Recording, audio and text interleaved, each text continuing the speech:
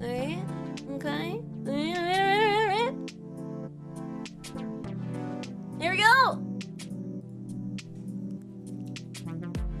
Hi! Hello! Hello! Hello! Hello! Hello! Hello! Hi! Hello! Hello! Hello! Welcome! Hi! Hello! Hi! Hello!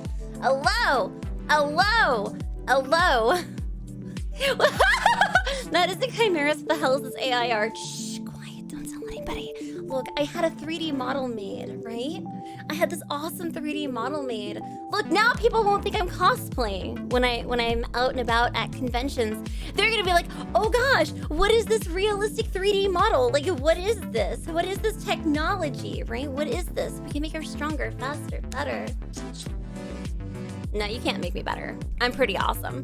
Hi, everyone! Yes, hello, Biscotter Cafe! Hello!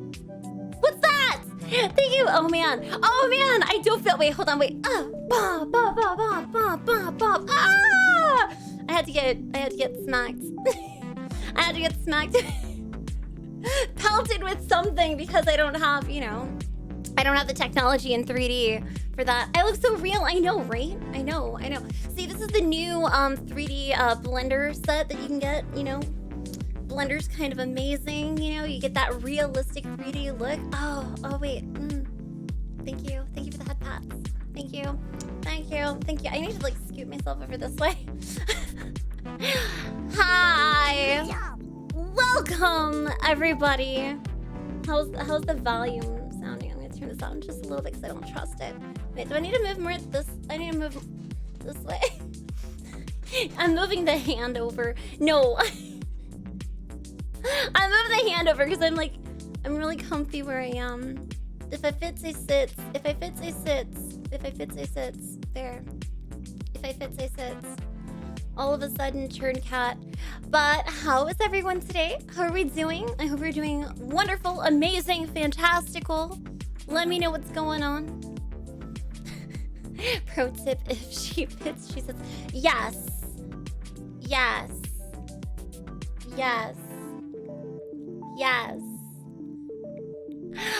How is everyone doing though? We're doing good today? I know. I'm pretty excited about today. Hi, Bagel!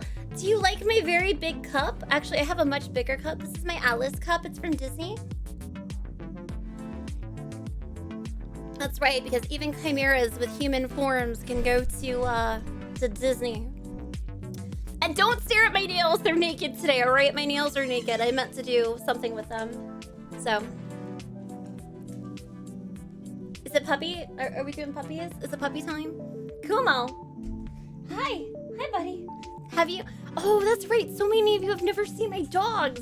Well, there's Prina. There's There's puppies. 𝐂𝐎𝐍𝐶, come here. What's this? What is this? What is this? Are you coming up? Come here. You want up?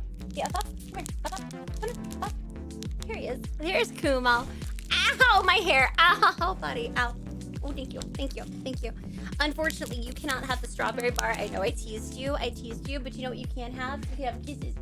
Oh, or not. He's mad at me now because I teased him. I teased him with the strawberry bar. I didn't eat lunch, so this is lunch. He is now mad. There's Prina. Come here, baby. Prina, come here. Oh, not under the desk, baby. Come here. I'm gonna pick you up. She's easier to grab. Ugh. She is only like 40 pounds compared to 𝐂𝐎𝐍𝐶, which is 60. This is Prina.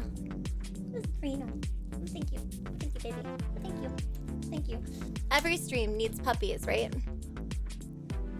Ironside, welcome! It's so great to have you here for your first time. You know, we're using a different model today. We're using my 3D realistic model. I made it myself, actually.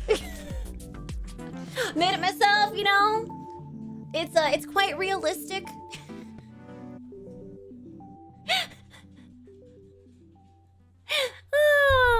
But hello, welcome everyone. Didn't my mama make it? Shh! Don't tell everybody about my mama. We can't talk about the mama. My mama and my daddy. Yeah, my mommy and daddy made it.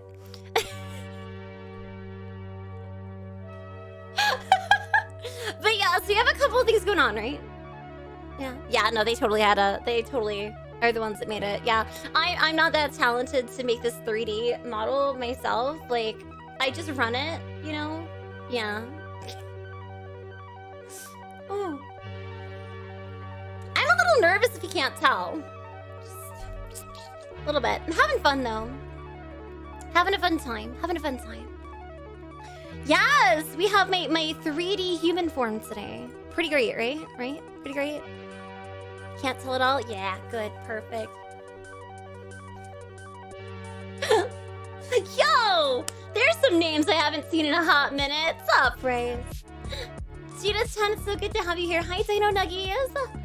I'm the new and improved 4D. Wait, are you telling me that 4D exists in this universe? Are you telling me that 4D is actually a thing that exists? It's not just a theoretical thing? Is this like breaking the fourth wall? Have we literally broken the fourth wall now? Am I part of this space? The fourth wall space? Crap! The Piplups and Rowlets! Yes, they're my collection. Also, there's these guys, and these guys, and all this stuff, and all this stuff, and there's... Crap, my tail is showing. My tail is showing. Crap, I didn't hide it. I didn't hide my tail. Yes, I have a giant standee of my VTuber in the corner. Shh, quiet. Don't. I'm like my own biggest shrimp. Stop it. Quit it. All right. Have you never seen the disapproval Meowchi before? Have you never seen the disapproval Meowchi before? Fuka, hi! Hi! Hello, Shimmer. Hi, Kit Kats! Oh, yes. Yes, of my VTuber, aka of myself, yes. Of my... Well, that's my 2D, that's my live 2D model. This is my 4D model, since apparently Papa says that I'm actually technically 4D. So yeah. Yep, I'm technically in 4th dimension. Kit Kat, it's so good to see you here. Go punch Marth. Hi, Fantasy K-pop! Yes, the Biscotter's Cafe shirt. I'm teasing it because it drops the 11th. So yeah, this Saturday, 5 p.m. Central, 6 p.m. Eastern, the Scotter Cafe drops. It's gonna be t-shirts, hoodies, and a bunch of really nice made-to-order items, including one of those really pretty wood block prints. So like a sustainable wood block print. I believe there's also a bunch of small like cafe, like there's a mug and a couple other small things. So yeah. It's amazing how you got your new model to look a lot like your Chibi Atomic 81 heart. Right? I know, just like my Chibi. Right? Wait, are you telling me? Wait, are you calling me short? Are you calling me short? Thank you for the 100 bits, but are you calling me short? Are you telling me that I look short? You played the 5th. I'm gonna. I can't zoom in and go grrr. I honestly woke up today and chose stuff. Yes, apparently. Yes. No, I am fun size. No, canonically, I am 5'3". All right. So I in every form am 5'3". Iron Side, thank you so much for gifting a sub to Apocalyptic Cat. I appreciate that. Thank you so much. Thank you so much. Hey! Yes, 5'3". I am a short bean. I am fun sized. I am cute. I can't reach the top shelf. I need help. And yes, I have climbed on top of grocery store shelves to get something on the top shelf before when I was alone. Yes, that has been done. No, I am not proud of it, but did I get it? Yes, I did. I really wanted some snacks on the top shelf, so I had to climb up. I'm an aisle climber. Yes, I'm a dirty aisle climber. That I am. That's right. No. That is so true. I climb the aisles. Not often. I usually go with Skillshare. So, like, usually it's, you know, there at the thing. So, yeah. I am short. It's okay.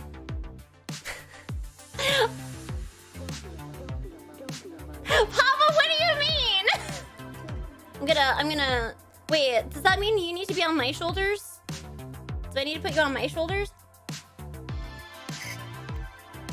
Hello, Mooney. Welcome on in.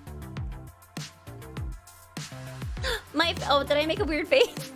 I have to be so conscious of that, right? Like, my 3D model, my 4D model, right? My humanoid 4D model, actually does expressions that are called really weird expressions. There's also something called normal resting face, which is like resting face, which I'm not used to. Normally I'm just smiling or happy. There's also this weird concept of like showing expression on your face by thinking about something, thinking about the reaction to how it is, and then accidentally letting it show on your face. Like when somebody says something stupid, like actually letting it show on your face. Yeah, that is something that 4D models do. It's also apparently something that humans do quite often. So we need to be careful of that, don't we? With this new model set. Susan! Hello, thank you so much for your 3-month free sub. Welcome on in. Also, hi and welcome to anybody just joining us. Yes. Right, Aqua! Oh my gosh, those have saved me so many times. Those have saved me so many times. I have to like rein in reactions. Just like, did you really just say that? What? What? What? Did that just come out of your mouth? Yes. How do you look when you go Mommy Yandere in this model? I mean, honestly, I don't think it's any different. I mean, I don't know. Awkward. If I do that in this form, it's gonna ruin it forever. In you know, 2D form. So perhaps we keep that a secret. Perhaps that's just our secret. That's the mood, right? Yes. I need a gumdrop headband. Oh my gosh, right? I know. I need it. I need a gumdrop headband. I do. Yes.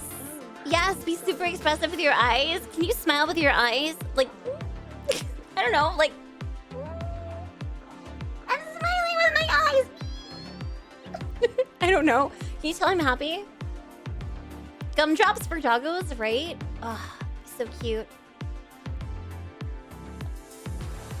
Smile with your eyes, not your face.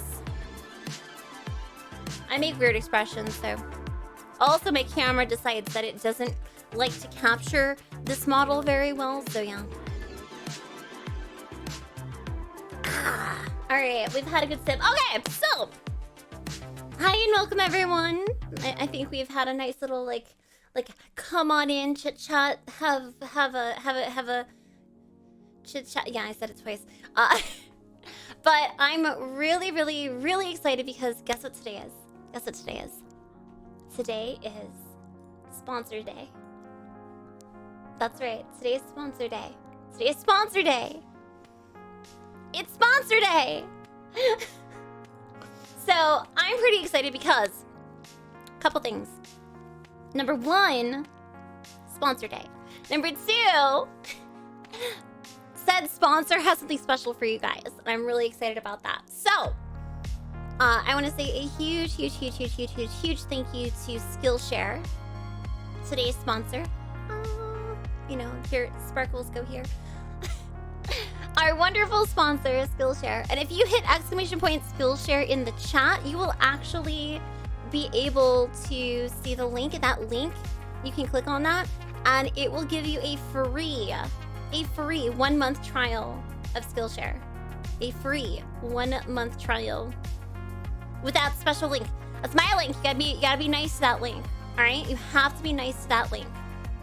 Gotta be nice. I got an itch by my nose, but I don't want to like scratch it. Also, my stomach just like really angrily told me I need to eat something. So I might snack later. We'll see. But yes. So if you want to go ahead, you can click on that link because what we're going to be doing today.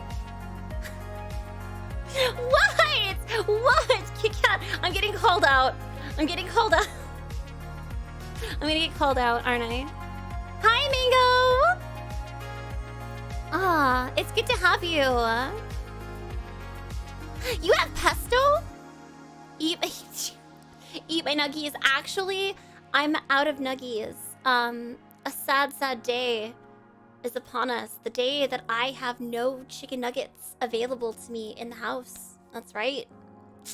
But yes, the reason I want you to go ahead and click that link and get yourself set up with Skillshare today is because we're actually going to take a little bit of a walkthrough, and I want to show you some of the classes that I've started and have saved, as well as actually go through and take a class with you today on stream. So it's going to be a lot of fun.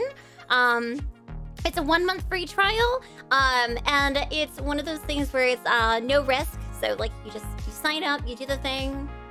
You don't like it, you don't have to keep it, but if you love it, you can keep going and keep continuing. I've actually personally been using Skillshare for a couple of years. I started using Skillshare, I think back in like the end of 2019, going into 2020.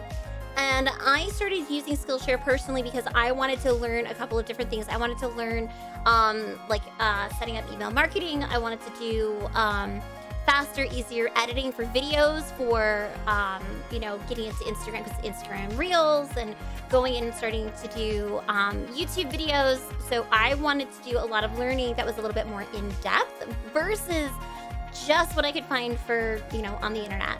And there's actually, if you guys did not know this, there's actually some free classes on there. You don't need to have the premium to do courses.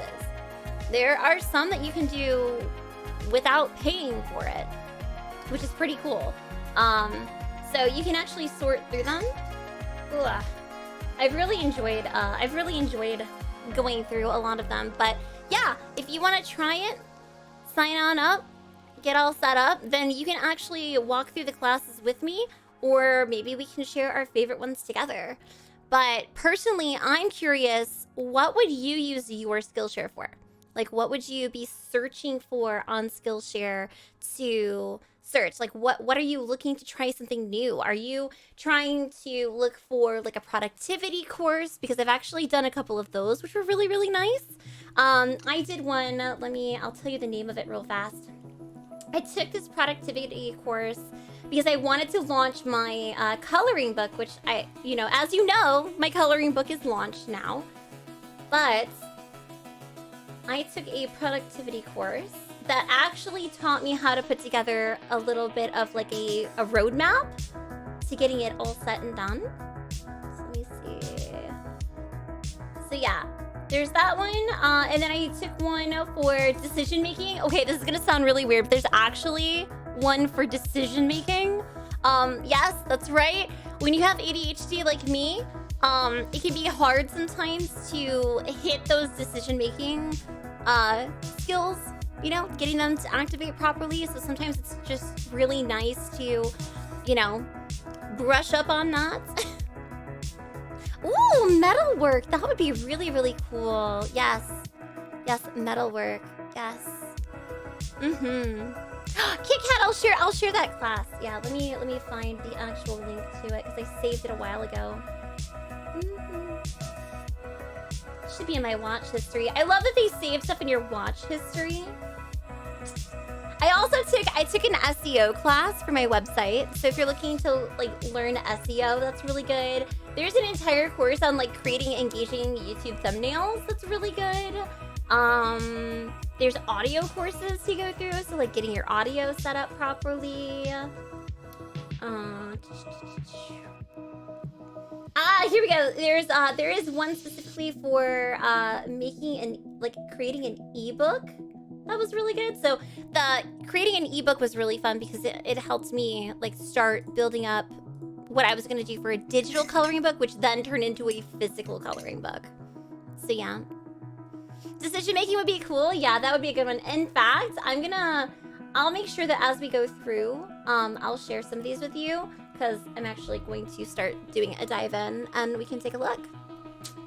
But if you have not, you can hit !Skillshare, click on the link, get your free trial, and it's a 1-month risk-free free trial. You can just click it, start it, get yourself ready, and you can start taking classes as soon as, today. There's no reason not to. Something that I learned actually not too long ago was a couple months ago when I was first doing some some learning courses. Somebody had said that one of the reasons you can get locked into never actually doing something from learning is learning too much and not taking action. So if you click the link and you start up and you start your free trial and you know that you only have a month, well then you know that you got to start taking action. You can learn and take action, but if you just learn and don't take action, are you really learning or are you just consuming information? Making things actionable, that's the important part. So definitely click the link, get yourself an account started, and I'm curious to see what you're gonna learn. There's a lot going on in there. So it's some fun stuff. Sage advice. Yeah, right? I feel like I need like a mustache. I almost said mustard. I need a mustard. I need a mustache. I need like a big a mustache and like sagely robes, right? Yes. That's what I need today. That's what I need today. So we're gonna do a deep dive here in a minute, and I'm gonna go through and we'll check some stuff out together. But I just wanted to take another minute and, you know, chit chat with you all. Professor. I don't feel like I'm a professor, right? Yeah. Yeah. Yeah, it's the difference between saying and doing. Doing has more weight to it. That's very true. Yes. Yes. Hello. Hello, Angel of Ragnarok. Welcome. So good to have you here. I know that there's been like a handful of actions too that have like happened. So Ashlyn, thank you so much for your 19-month resub, by the way. I love how that pops up in such a pretty mint. Like it's just such a pretty, like it's right there. A little pretty mint.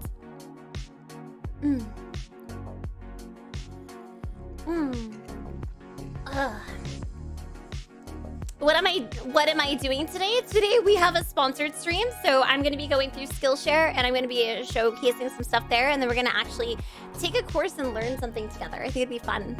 I have one saved that I want to work on with you, and oddly enough, it is the class that I picked because I get this question all the time. So many people ask me how I pick my colors and my color palettes. So I'm going to go through a color palette course with you. And it's going to be a lot of fun. We're going to do it live on stream. Let's see.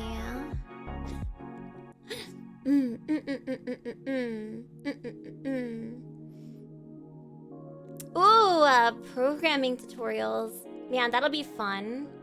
That would be fun.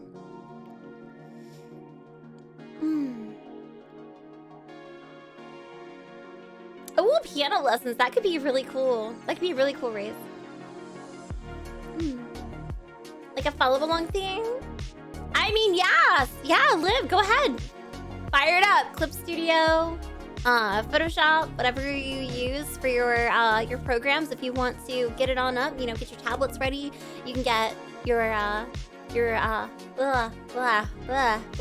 words, mouth, things.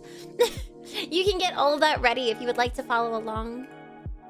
Also, of course, don't forget there's going to be a VOD. We're going to be saving the VOD for this and highlighting the VOD for this. So if you need to go back, rewatch something, if you want a link to the class that we're going to be taking together, I'm going to be putting it into the chat as well, because that is the one that we're going to be doing a follow along with. So hydrate. I'm so bad about it. Here, I'm going to open my fizzy water. Here, look. It's proof that it's fizzy water. It's AHA. It's a peach. Peach. It's not soda. It's bubbly fizzy water. Fizzy water is too hydrating. Yes, it is. The only time it's not. The only time it's not is when it's got a lot of sodium in it. I talked to my doctor about it.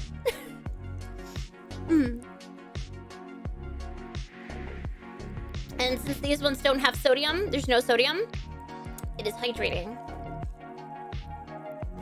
Yes, it's peach. Yes. Like a LaCroix? Yeah, kind of like a LaCroix. Only this one has more like flavor. LaCroix can be hit or miss.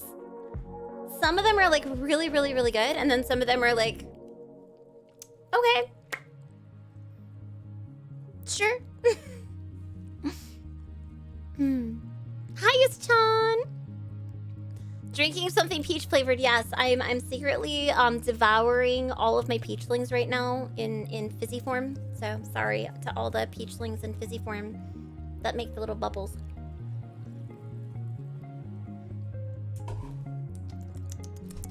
You are quite tasty. Peach on peach violence. It's not violence, it's consumption and if anything, I'm absorbing, right? Like there's no violence because it's just you exist in here and then you exist in here. So if anything, this gives me life. It's hydrating. You're fueling me. My 4D self runs on actual peaches.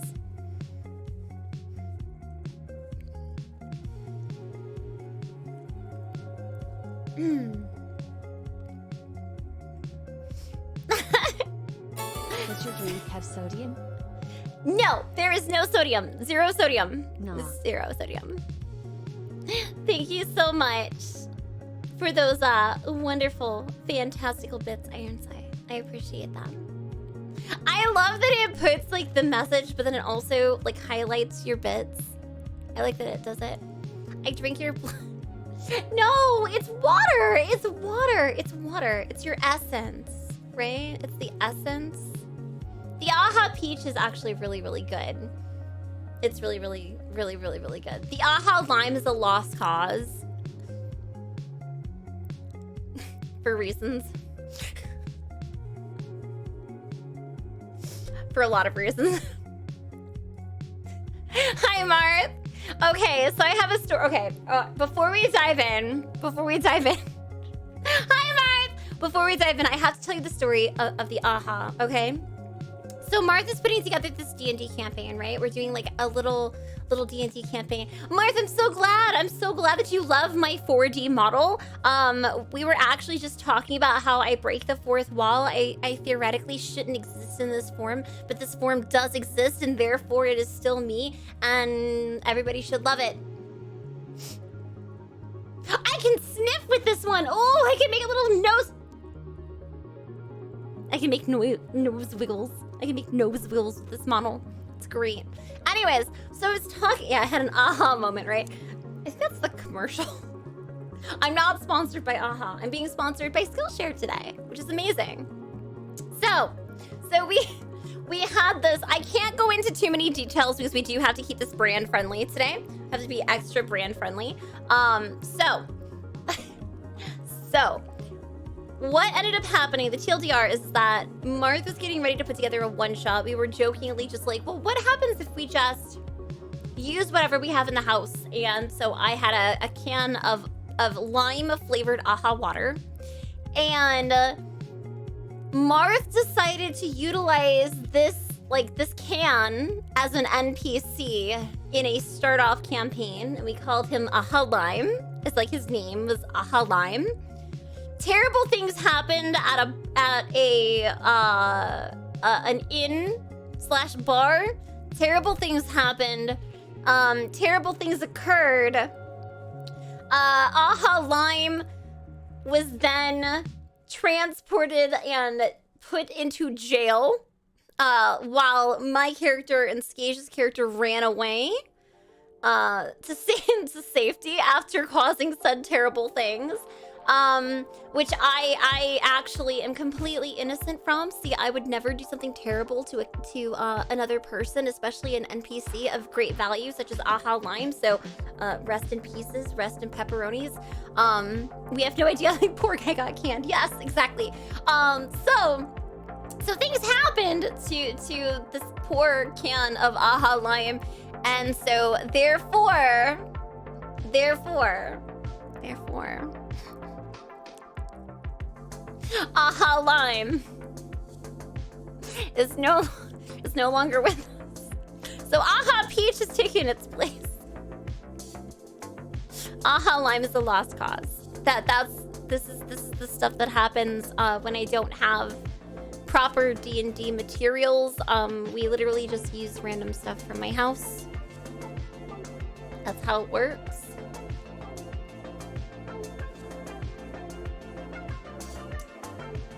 Is Lime still living? We have to know, is 𝐂𝐎𝐍𝐿IME still survive? Has 𝐂𝐎𝐿IME survived imprisonment? Rip 𝐂𝐎𝐿IME, probably. There you go. Ingenuity. It's something. Something along those lines. It is... Yup, it is something along those lines today. Mm-hmm. Also, just a quick double check. How is the volume? Like, my voice to the music. Like, we good? We sounding great? Like, how is it? How's it going today? I just want to make sure we're sounding good. I want to make sure we're sounding good. Sounds fantastic on your end. Great. Awesome. Wonderful. Wonderful. All right.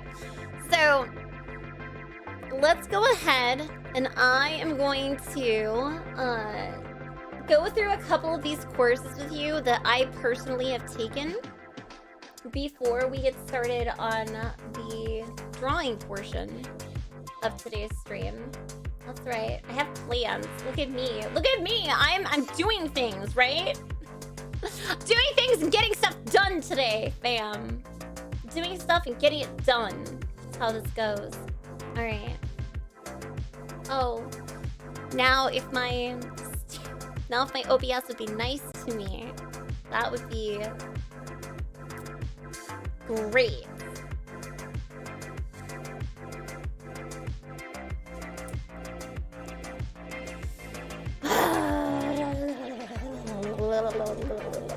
Come on. Behave. Yeah, this is the weird stuff that happens. That gets captured by the 4D model versus my 2D model. So yeah, just prepare yourself. All right.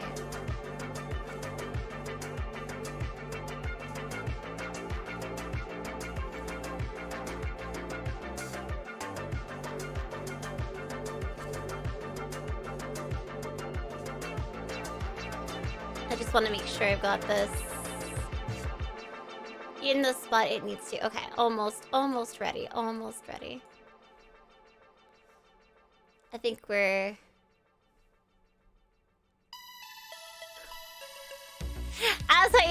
As I say, I think we're good. I tell terrible lies. All right, I think we're good.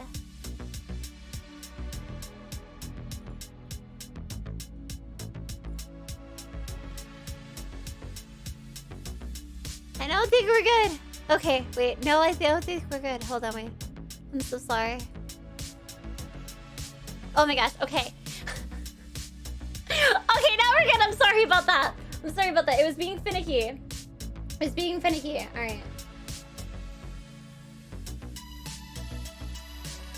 Yay! I made it work! Look at it! It's being nice. It's being nice. Powered by Gremlin Energy. Yes. I am definitely the 4D. I'm the 4D today. Look how I feel. I actually feel kind of cute today, alright? You can't see my cute eyebrows though, so I gotta get I have to get my my wonderful rigging. I gotta get my wonderful rigging set up to make the bangs a little shorter. Right? Do you like the screen share? I'm adorable. No, you. Okay, so these are some of the courses that I was talking about, and I'm pretty stoked for them. The reason why is because, first of all, this one right here, the how to create a perfect color palette for digital art. This is going to be the one that we're going to take together today. It is a 35-minute lesson that we're going to start together. But as we go through and work through the palettes, I want you to finish the course, and I want you to share whatever you make on the Discord in the art channel. So I want you to kind of do this alongside me, and yeah, we'll do some stuff there. It'll be really, really fun. I'm curious to see what you're gonna use your palette for. Think of it as like a miniature palette challenge today. It's gonna be a lot of fun. Hi, Telthar. Yes, do you like my new human form? It is a 4D model. It goes above and beyond the capabilities of a 3D. In fact, I break the fourth wall. It's kind of awesome. It's pretty great. I missed my tail, though. I don't have my tail, like, in this form. It's really weird. I'm, like, off balance all day. I'm the teacher we all wanted. Small Clay Sensei. Small Clay Sensei. Actually, I would be more like I don't think I would be a teacher. I think it'd be more of like the senpai, right? Like think the older classmate that really wants to share everything for you and kind of like makes sure that you eat something even though she doesn't make sure she eats something. Yeah, that would be my. Oh, you guys get to be my kohai. So if I'm senpai, are you kohai? That's right. You're my kohai. You my kohai? Yeah. Yeah, it is a good undercover form. Now people don't think that I'm cosplaying. Before, if I went out in my natural form, you know, people would be like, "Oh, I love your cosplay. Who are you cosplaying?" And I would look at them like, "Huh? What's cosplay?" And so now I blend in a lot more. The older sister vibe. I don't know. I don't know. I don't know if it's older sister vibe, right? Like, steal your nuggies. I will steal your nuggies. Absolutely, I'm gonna steal your nuggies. Not only will I steal your nuggies, I will demand that you send me gifts. So, just saying. Or like demand that you do something for my sponsored stream, like hit !Skillshare and click the link and start your free trial today. I'd really appreciate that, you know? Just saying. Just saying. Alright, so these are some of the courses that I have had in my watch history, and then I also have like my list and learning paths and all of my saved classes. So these are all the different like classes and courses that I've personally been doing and taking. So like we have this is one that I'm really wanting to go through. Is utilizing, because I use ConvertKit for my email list, so going through and utilizing ConvertKit, like this is a really long course. This is almost a 2-hour course, but it's important to do that. Like there's also things with like self-publishing, how to utilize self-publishing. This is the one that was, this is a really good one. It's SEO class.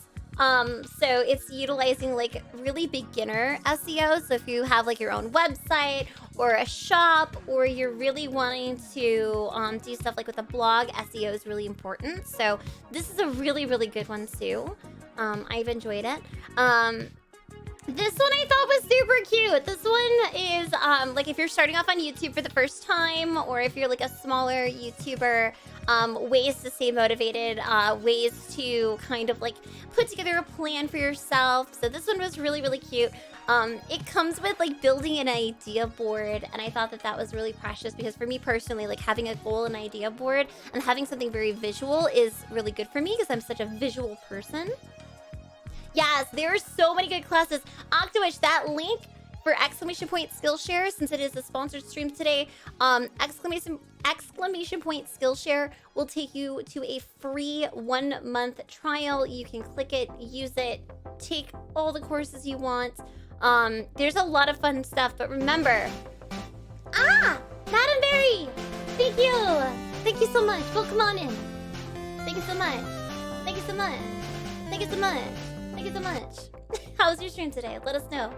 Welcome to my Skillshare sponsored stream. Yes, I'm really excited. Thank you for being here. And also, hi and welcome to your community. Thank you for coming on in. If you are not familiar with my channel, hello, I am Riss. I am in my 4D human form today.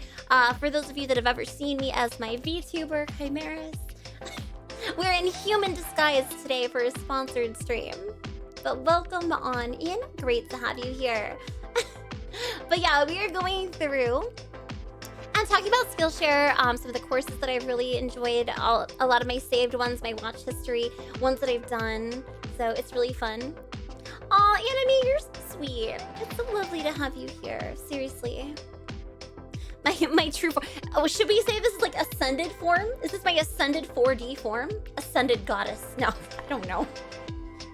My form of ascension on this plane. There we go. Yo, I know, right? The old school Pokemon music though. It actually has. Okay. I'm gonna nerd out for like 2 seconds here. I actually have 6 different raid sounds. So there is like the starter Pokemon music for one raid, and that can cycle to like the challenge music in the old school Pokemon Red, Blue, Yellow. I have the attacking sounds from like Metroid Prime when oh gosh, what is it? When Ridley comes after you. I've got a ton of like battle sounds. Oh, I have the Ganon. I have the Ganondorf fight music when he shows up, like in Ocarina of Time. Yeah, I have a lot of like old game, like battle, like start battle music for raids. I really enjoy it. What items did we need to ascend me? Well, let's see. Oh, that's like in Cookie Run. Well, I think that right now I'm probably only a 1-star. I think I'm still only a 1-star technically in power level, so we have to continuously feed the Chimera Peach Soul Stones. I'm gonna draw that. You know that, right? I'm gonna have to make a Cookie Run Kingdom cookie of myself now at some point. I think that'd be really, really cute. That'd be cute. Dude, I love Cookie Run, okay? I love Cookie Run. That game is so addicting. And I blame KitKat now because now I'm like even more into it. I'm learning stuff and she's senpaiing me. Like I introduced KitKat to that game. And then KitKat is now senpaiing me because I've just been mash. Ooh, collect all the cute stuff, decorate my little kingdom. I don't really want to do all the battles, but ooh, PvP is really, really fun. Ooh, I destroy everybody in PvP. Ooh, this is really, really fun. Ooh, story mode, I forgot you exist. I need to do more story mode. And then she's like, but let me show you a better way. And then she's like, but actually, let me share a better way. And now it's so much better. And I destroy things so much faster. And now it's just really, really nice. Do I need ascension items in Genshin too now? Yeah, Slug, you think so? I love Genshin, I really do. I would love to play it more. I just also look at all the things that I have to do in that game still, and then I just kind of like, you know, the old AOL online like loading sounds on dial-up. Yeah, my brain just makes dial-up noises when I think about all the stuff I have to do. It just goes like, you know, that pretty much. That sound haunts my dreams. If you don't know that sound, you're lucky. You didn't have to deal with dial-up. Yeah. I feel for you. You'll never know the joys of dial-up and having to yell at somebody who like accidentally made a phone call while you're in the middle of a like chatting with somebody on the internet from chat room. Yeah. The joys. I don't know about you guys. I was on a lot of like forums. All right, so this is gonna be like telling of my age. Shh, quiet. Okay, Neopets. Okay, old Neopets, old Gaia Online. Okay, old Neopets, old Gaia Online. Did you know that I used to take my first commissions by selling signatures? I would design cute little signatures with little graphics and little doodles, and I would sell signatures on Gaia Online and Neopets for their Neopet shops. That is how I started making money on the internet. And it wasn't even real money. It was for in-game items. I did a signature one time on Neopets for a rainbow paintbrush. Okay, a rainbow paintbrush. To this day, my rainbow side bunny is my best friend. Honey Buns is my best friend. Yes, I did. I named her Honey Buns. I did. Don't judge me. Don't judge me. Honey Buns is one of my best friends. She's my rainbow side bunny. She is super, super cute. And then I had, I was probably a little too young to really realize the implications of this, but I had a, you know, the bug one, the Buzz. I had one and I named him Buzzkill, but I did it because he looked really like Angie, because I made him the what was it? Not the zombie one. Oh gosh, it was like grayish green and like really creepy and like really scary looking. So I called him Buzzkill. Then I realized as I get older, right? It's like, oh, mutant! Thank you, Cruz. It was the mutant one. Yes, I had a mutant Buzz. I named him Buzzkill. So that was that one. And then I have a, oh, what's the unicorn? The uni. Is it uni? I think it's called uni. Yeah, a fairy unicorn. Fairy uni. And then my fourth one was the 𝐂𝐎𝐍𝐃. So it was the 𝐂𝐎𝐍𝐃, but I didn't have any really cool paintbrushes for that one. So I just have a blue 𝐂𝐎𝐍𝐃. That's it. But yeah, I used to do paintbrushes as like a form of payment, and before people realized how rare the rainbow one was, yeah, that's how it was. Yeah, that was it. That was one of them. Oh, that is so cute. I always wanted the baby form because I would have loved having like the 𝐂𝐎𝐍𝐃, like a baby 𝐂𝐎𝐿𝐶. I would have loved having like a baby 𝐂𝐎𝐿𝐶. Did I ever play the new pet stuff? No, I did not. I never did. Yeah, I got very lucky with paintbrushes. I did not realize just like how rare those actually were, but yeah. And then on Gaia, does anybody remember when Kiki and Coco Kitties like flooded the market? Does anybody remember that? When Kiki and Coco Kitties flooded the market completely? Yeah. So I did signatures for Kiki and Coco Kitties. I would do signatures because they were cheaper than giving out money, right? So I did the Kiki and Coco Kitties as payment, and I stockpiled Kiki and Coco Kitties, and then all of a sudden they were worth like millions at a time once they were all like out. Yeah. So I stockpiled them, and then I would slowly sell them off. And I made a lot of money on that game doing it that way. So, yes. I just stockpiled them. I don't know if you're like we're supposed to do that. I don't know. Please, internet, don't like yell at me.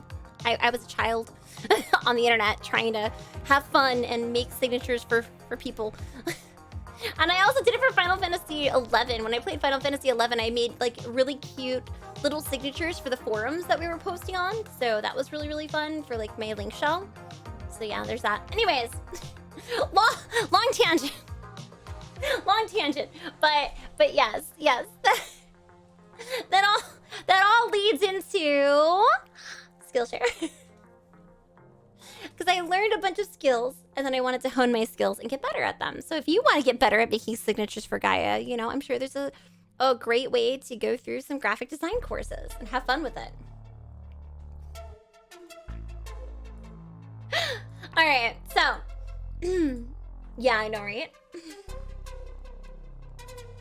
Ooh, same thing as how yes, the angel wings. The angel wings. Oh man, people went nuts for the angel wings, right? This basically could also, but I'll also never go back. Yes, yeah, that's true. Yeah, there's a lot of that. There's a lot of spaces though, in my opinion, that have been like tainted over the years, unfortunately. Like people used to go, how do I want to say this? It felt like because the internet had so many like open spaces for me when I was growing up, right? There were so many like open spaces for me growing up, and the internet was more new, and like you know, not like super new, but like, you know what I mean? Like, you know, it was less toxic, at least in my opinion. Then again, also growing up in that, it's like, what's considered toxic then is not considered really toxic now. Like, it's super toxic in a lot of spaces now.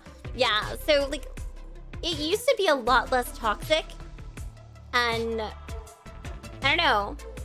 I don't think games like that can really exist in that space, because like you go, sorry, hitting stuff on my desk. Like you go into MMOs or you go into other games, and then it just becomes like really super toxic. That is why I'm very careful with our Discord. That's why we're very careful with our Discord. Used to just let things happen and push boundaries, and now it's like, nope, now I have boundaries. Done. Inky face. Inky face. Yes.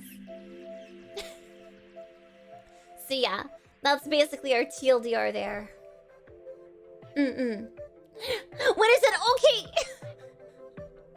I think I was mostly doing a TLDR about like how the internet used to be a lot less toxic than now. Hey Sam, welcome. Nice to have you here. Welcome to my 4D reveal stream, my 4D self. Yes, I try my best to keep it safe. The mods do a wonderful job of keeping things safe, honestly. So, but we are having a fun day today. We're talking about Skillshare. So for anybody just joining us, or maybe it's your first time, maybe you've been to my streams in the past, maybe it's been a hot minute. Today is a sponsored stream from Skillshare. We're going through some of my classes that I've taken. We're getting ready to start a course together on creating the perfect color palettes for digital art. And then just kind of like going through some of the courses that I've personally saved and have looked through and have done myself. So yeah, like there's Google Trends. There you go. You can use these for business, right? Google Trends to attract audience. Like when it comes to things like videos or going through and attracting an audience for your brand. Like there's a whole bunch of stuff. So yeah.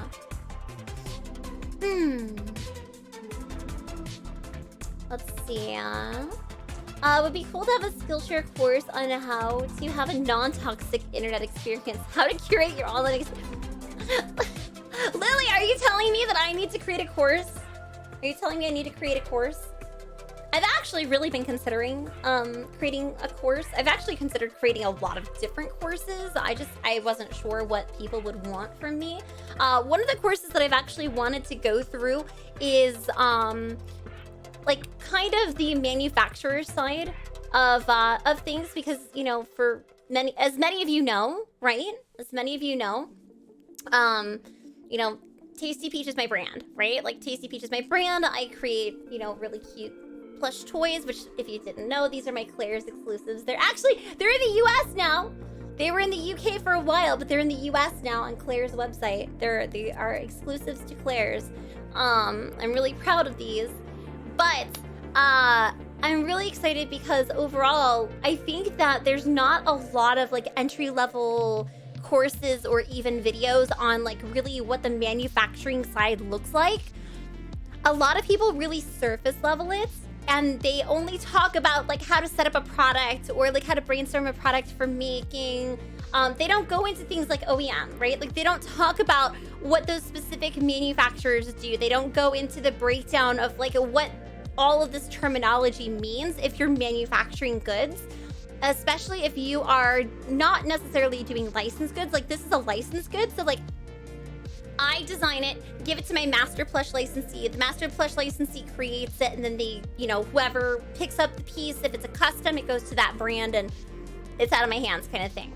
Or if I want to produce something specific, like let's say that I want, well, here's a good example, my enamel pins, right? Like I design the enamel pin, I set it up for the product, I get it set up for the creation process, I talk with my manufacturer does all the pricing, I pay for it, it gets molded, all the other stuff.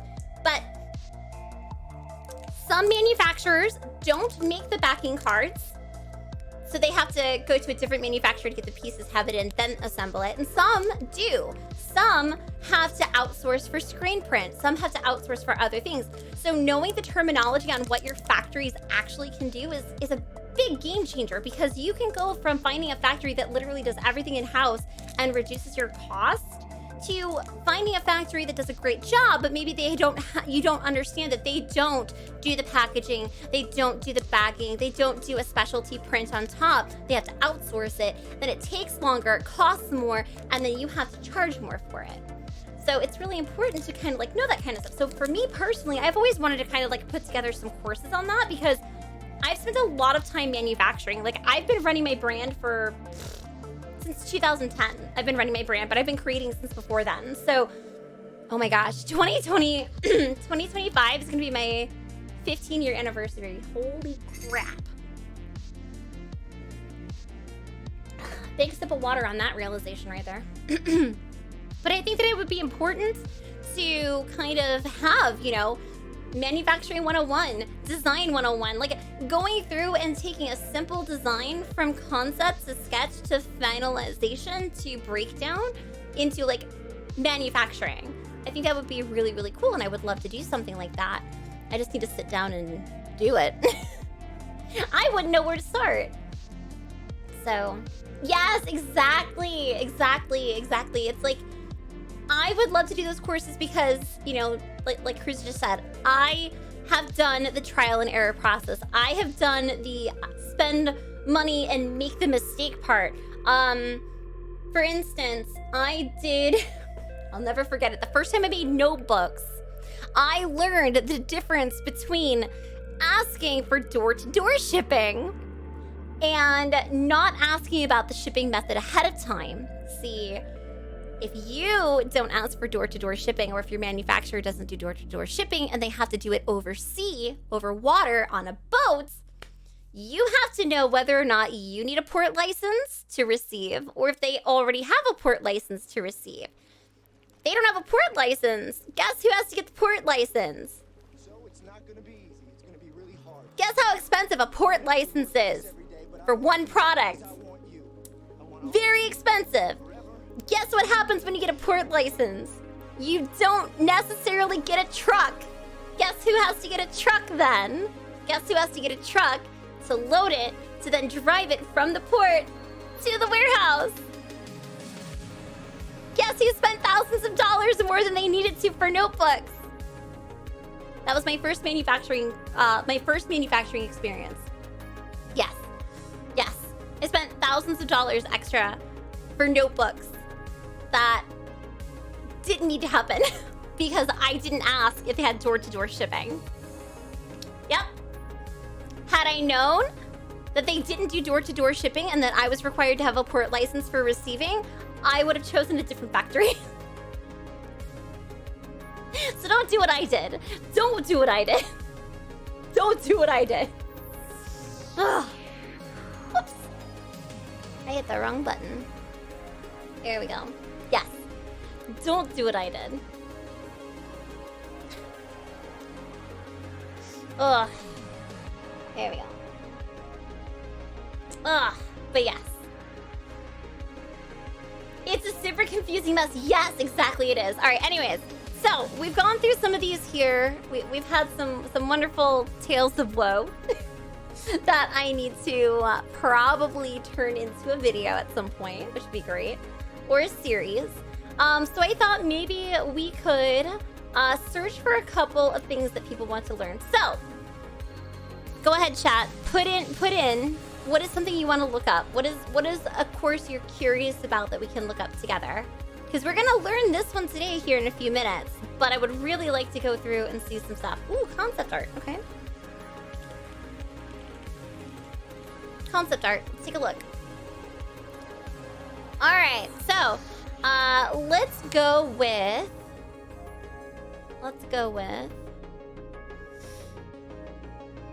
let's do class type. Let's do beginner level. Let's find something within 15 to 30 minutes. Wow, look at all of this. Look at all of these. Look at all of these here. There's a lot. Wow, there's a lot of beginner courses. Here we go. This is draw characters, line art, finishing and inking. So this is like a finishing and inking course. I wonder if they have additional ones. So this person, here we go.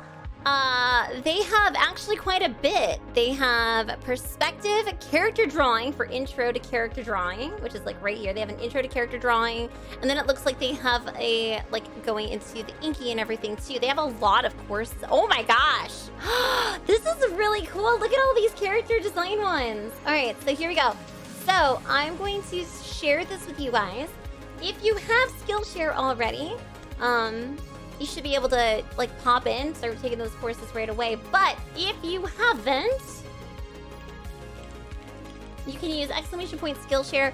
That link right there will actually give you a free 1-month trial to Skillshare. So you take all the fun courses, all the fun things, and enjoy them. So that was that there. You said live 2D? Let's see. Live 2D. Why not? Let's take a look. Let's see. Making augmented reality style artwork. Oh, that one's kind of interesting. Animation. Let's see. Animate with using graphics in After Effects. That's an After Effects one. I don't see one that would be like specifically for VTubing. I wonder if they have anything for VTubing. VTubing. There is nothing for VTubing or like live 2D. So that could actually be a really interesting course. Huh. Like bulb.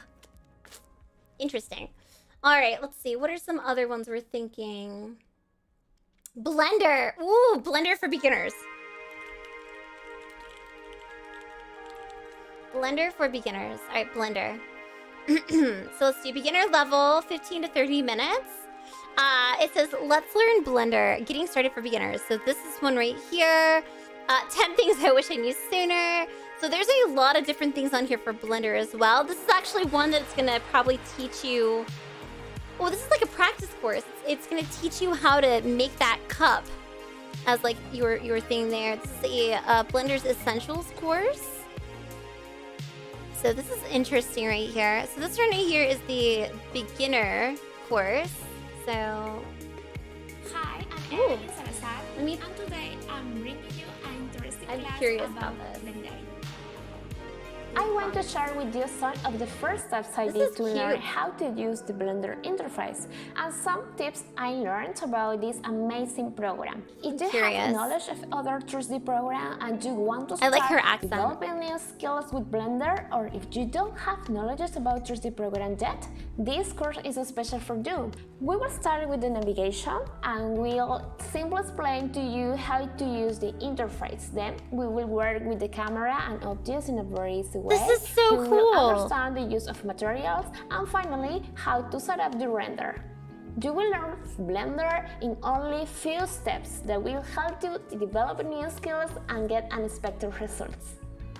Wow. In this class, you don't need any prior knowledge or experience. It is especially for everyone who already has experience in other 3D software and want to experiment with new design with Blender. Or if you are a complete beginner, I think that you can enjoy this class and discover something new. In my career as a 3D designer, I have the opportunity to I use love different software. this! In general, I Oh, find they're that so learning a pretty. new program can be very determined and challenging at the same time. It is also a great way to try new ways to create and new techniques to implement. Oh, Let's that learn is a so new way to cool. increase our creativity with Blender. I can't wait to have you in class. That's cute. Okay, so this is a starter. This is like a very beginning Blender course. Okay, so there's that one. There's that one. Right? Oh my gosh, are you gonna do some Blender 3D rendering? Heck yes. All right, so there's that one. I know I love their accent. So pretty. Holy crap. All right, let's see. What other ones might we want to do? I'm gonna keep the music. I'm gonna keep it like super low, just in case we pick up another course. Oh, I can pause it right after. Ooh, sewing classes. All right, let's see. Sewing for beginners. Let's take a look at some sewing courses, right? So we want a beginner level, 15 to 30 minutes. They actually have some just like 15-minute ones too. These are gonna show you how to make like items, very specific DIYs. Oh, that's really cool. Okay, here we go. Here we go. A DIY. This is the quick and dirty sewing. Make a stuffed dog toy. All right, Kumo and Prina need a toy. Hello, welcome to Quick and Dirty Sewing. My name is Miranda. Quick and dirty In this first sewing. class, we are going to learn how to make a stuffed dog toy with a knotted filling.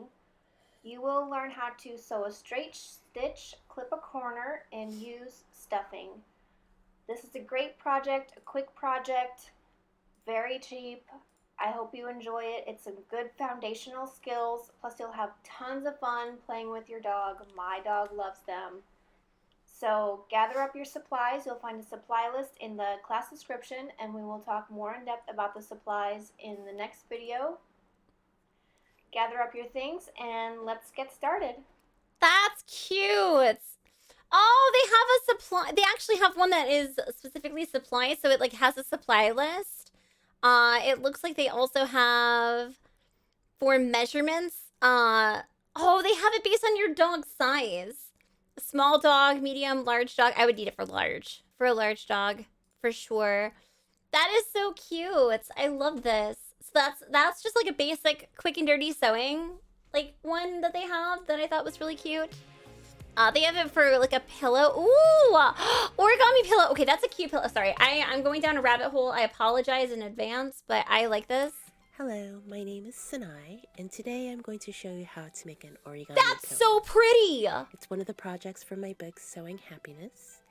And in addition to the sewing book, I want one. I want a pink one. Children's books, and I want have a pink blog, pillow. And I do all sorts Maybe of I should learn how to things, make a but pink sewing pillow. is definitely one of my favorite activities. The pillow is inspired by the paper craft of origami, and it's super simple to make. Right? You just need straight stitches, and you'll finish up with an envelope closure, which requires no zippers. That's no so buttons, cute! Nothing. You can whip one up in under an hour, and it's a versatile and stylish pillow, I think. Let's get started, shall we? I think I know what I'm gonna have to learn how to make. I think I'm gonna have to do it. I have a sewing machine somewhere. Somewhere. If not, I know Kit Kat has one. Kit Kat, we're making pillows! Girls' night! Girls' night! Girls' night! Girls' night! Kit Kat and girls' night. We're making pillows. I want a pink one. That's it. We're sewing. That's it. Yes! I don't know if they have cosplay, but why don't we take a look for it? Let's just look under cosplay, see if they have anything. Yes, there's actually a lot. They have everything from EVA foam, cosplay 101s for helmets, steampunk armor. Wow, this is actually, they have quite a bit. And then they go into some, like, there's some, like, 3D elements, too, like 3D modeling. So, yeah, there is some. There's a few there. Mm-hmm. There we go. Let's see. So there's some there. Hi, Flurmian! Welcome! Need a guide for glasses. Glasses? Glasses. Glasses? Like... the glasses? They have... glass? Oh, they didn't have one for that. No, the small little handful they had was just like armor. Unfortunately for your eyes. No, but they just have glass. They have ooh, is it making? Do they have like glass blowing? Oh, it's mostly stained glass. That's cool. Yes. There we are. There we go. Oh, yeah, Liv, it's from contact points. That's why. It's contact points. Any area that, like, rubs up against itself, does it. That's why some people get gnarly holes, like, in their jeans. There we go. Resin art? Oh my gosh, resin art is so much fun. I used to do a lot of resin art.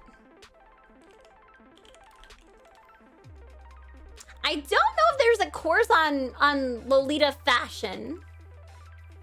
That'd be interesting though, considering I do a lot of that. Well, used to. It's been a while. I still have all my dresses, but I just don't really dress up. This is really pretty. So it's a jellyfish, alcohol, ink, and resin course. That's really cool. But yeah, pretty much if you can, I know that they have it for a lot of different types of art. I know that there was a lot for like email and email marketing, let's see. Oh, Shopify. So let's say you wanted to start your own store, right? There's a ton of stuff for Shopify. There is a ton of stuff for Shopify. So if you, oh, there we go, Shopify for beginners. If you're looking to learn something, a lot of it is very accessibly on Skillshare. A lot of it is on Skillshare. So, yeah. But I figured we could watch that video of the color palettes and we can learn a color palette together. What do you guys think? You wanna learn how to do some color palettes with me today? You ready? I'm just gonna pull it on up and we'll start the intro for it and see how it goes. Remember, you can hit ! Skillshare if you would like to get in on the free trial. The link is available. You can click it, join up today, get yourself ready. It's completely risk-free. You just sign up, completely free. Don't need to do anything special. And if you really love it, keep the accounts and keep going on. And you know, if you don't, no worries, no problem. It's just a free trial, something to enjoy for a full month. All right, so let's go ahead and I'm gonna turn on our Skillshare. There we go. This is the one we're gonna learn. Perfect color palettes. So this is what we're gonna be working on together today, and I'm really hoping that you enjoy it. And yeah, let's go through it. It said it's a 35-minute course, so we're gonna go through a little bit of everything. We'll try to get get through the whole thing, and then try to like draw something maybe or create something. I would love to challenge you to use your palette on something fun that you can share on social media or Discord. I would personally just love to see what you come up with for a palette challenge. So let's go ahead and let's dive in together, shall we? Let me know if the volume is okay. I want to make sure, let's make sure it's on max. How we sounding? We doing good?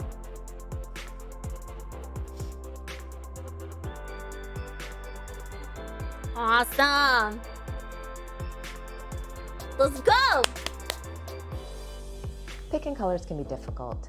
I know many people who struggle with color selection in their artwork. Oh yes. I'm here to help. Hi, my name is 𝐂𝐎𝐍𝐶, and I'm a freelance designer and hand lettering artist, and I work out of the small, sunny home studio in Atlanta. I absolutely love working with color. Same. It's a skill that I've honed over my 20-year design career, and it's one of my favorite parts about the design process. At the beginning of 2019, I created a fun challenge for myself on Instagram where I decided to create one color palette each month and use only those colors in all my work for the entire month. I love that. I love that. Look at how pretty. To see how I could make each piece of art feel fresh and different, even though I was restricted to the same 5 colors in that month's palette. What started out as a personal project quickly caught on, and several other artists and designers on Instagram joined in my palette play fun. I also received many questions about how to put together a great palette, so I've decided to answer those questions in this class. Now, this will not be a technical class on color theory. Instead, I will walk you through my palette creation process step by step. We will break down the main elements every palette needs, how to test colors to make sure they work well together. That's the important part. As well as tips and tricks for using color in your artwork. The project for this class will be inspired by the summer season, and we'll break down the class project into 3 parts. First, you'll find an inspiration photo that represents summer to you, whatever that may be. Then you'll build a palette based on that photo. And lastly, you'll create a piece of artwork using your summer-inspired palette. This class is ideal for anyone who struggles with color selection. This is gonna be fun. I will be using the iPad Pro and the Procreate app. And basic knowledge of Procreate would be helpful but not required to follow along. These lessons can also be applied using Adobe Illustrator, Photoshop, or however you choose to create your digital art. I encourage you to share your work in the project gallery so I can give you feedback along the way, and I'm here to answer any questions you might have. Let's get started. All right. So before we go into the mood and meaning, if you didn't catch what's going to be happening, we're going to be finding a photo together. And I want to encourage you to find your own photo. I want to encourage you to find something cute that you want to work with the colors as we go through this, because I'm going to personally grab something, pretty that inspires me, that screams summer for me personally, and that's going to be a palette that I create, and then I want you to go through, and I want you to go through the steps with me, develop your own palette. Of course, you don't have to draw something today, but over this next month, I would encourage you to go back to this specific course, maybe, rewatch it, go through it again, and if you want to create a piece of art and share it on the Discord, I highly encourage you sharing that art with us as well if you would like. So let's go, because I think I'm going to draw one of our little peachlings possibly today. Just sketch out something really cute, maybe something a little bit more whimsical, and play with some summery colors and some flowers. So let's go ahead and see what we need first, because I see mood and meaning and then finding inspiration. So we're going to be probably going through Although I won't be going in depth with technical details like color theory, I do want to talk about mood and meaning, since these are important things to consider when building a palette. There is no question that color can create a mood. We see it when we paint a room a certain color, or we experience it with the clothing that we choose to wear. Bright, vibrant colors typically make us feel lively, energetic, happy, and confident, while dark colors feel elegant, moody, powerful, grounded, and neutrals usually make us feel calm, safe, stable, and relaxed. Yes. Studies on color psychology have shown that colors also have meaning. Now, different sources will give slightly different variations on this, but generally speaking, here are some of the attributes associated with different colors. Yellow symbolizes happiness, optimism, and warmth. Yes. Orange usually means cheerful, friendly, and confident. Red symbolizes strength, power, and passion. Ooh. Pink means sweet, playful, and feminine. Yes! Purple usually means creative, wise, and majestic. Ooh, I need more purple. Blue represents loyal, trustworthy, and reliable. I think that's why I like mint so much. Green means growth, health, and nature. Gray equates to balance, calm, and security. That's why I wear a lot of gray. Oh my gosh. Black can represent drama, sophistication, and class. I like that. Now, how does all this relate to building a palette? Well, the first thing you want to think about is the content of the artwork and what mood you want to evoke with the piece. A sobering editorial illustration for the New York Times would require a completely different feeling from a whimsical drawing for a children's book. Therefore, you would choose your colors accordingly. Here are a few examples of how color can create a completely different mood in the same illustration. Here, pinks and corals on a white background feels playful, sweet, and whimsical. Yes. On the other hand, darker tones on a dark background makes the illustration feel moody, while light greens and blues feel fresh and airy. I want a wood block of all three. So with all this in mind, let's start our search for an inspiration photo for our summer palette. Yay! Inspiration time! All right, let's see how we find our inspiration. How shall we do this? I find photos to be a great source of inspiration. Yes. So this is often where I start when I need to create a palette. I grew up in Barbados where it's always warm and sunny, so when I think of summer, I think of the islands, colorful buildings, beach parties, cold treats, and outdoor fun. And these are the kinds of search terms I use. When doing your own image search, I encourage you to pull from your own memories or think of whatever makes you happy in the summertime. Okay, so chat, what do you feel says summer to you? What says summer for you personally? Like for me, summer is, let's see. Okay, so summer is a couple different things. So like for me, summer is all about like fairs and fair food and bright colors and festivals and fruits and the beach. Like so much of that is there. So I love the beach. I love fruits. I love like fresh flowers.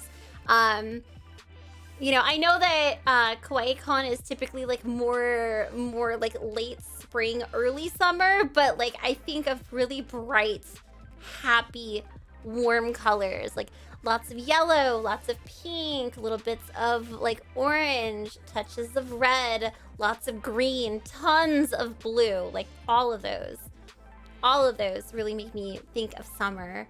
So I think what I'm going to do is we're gonna leave our little palette piece there, but what I want to do is also grab our Skillshare one and let's look up summer vibe photos. Cute summer vibe photos. Whoa! Automatically, some of these summer vibes are super cute. So let's see, what are some cute summer vibes? Like a lot of these colors are really cute. I want to go for more of like a photo versus an illustration. So let's look for, let's go to, let me log into Envato really fast on a different one because I will be able to find something from their photo gallery as well. So if you're not familiar with Envato or the Envato element system, it's really, really good. Now I'll kind of dive into that a little bit here in a second.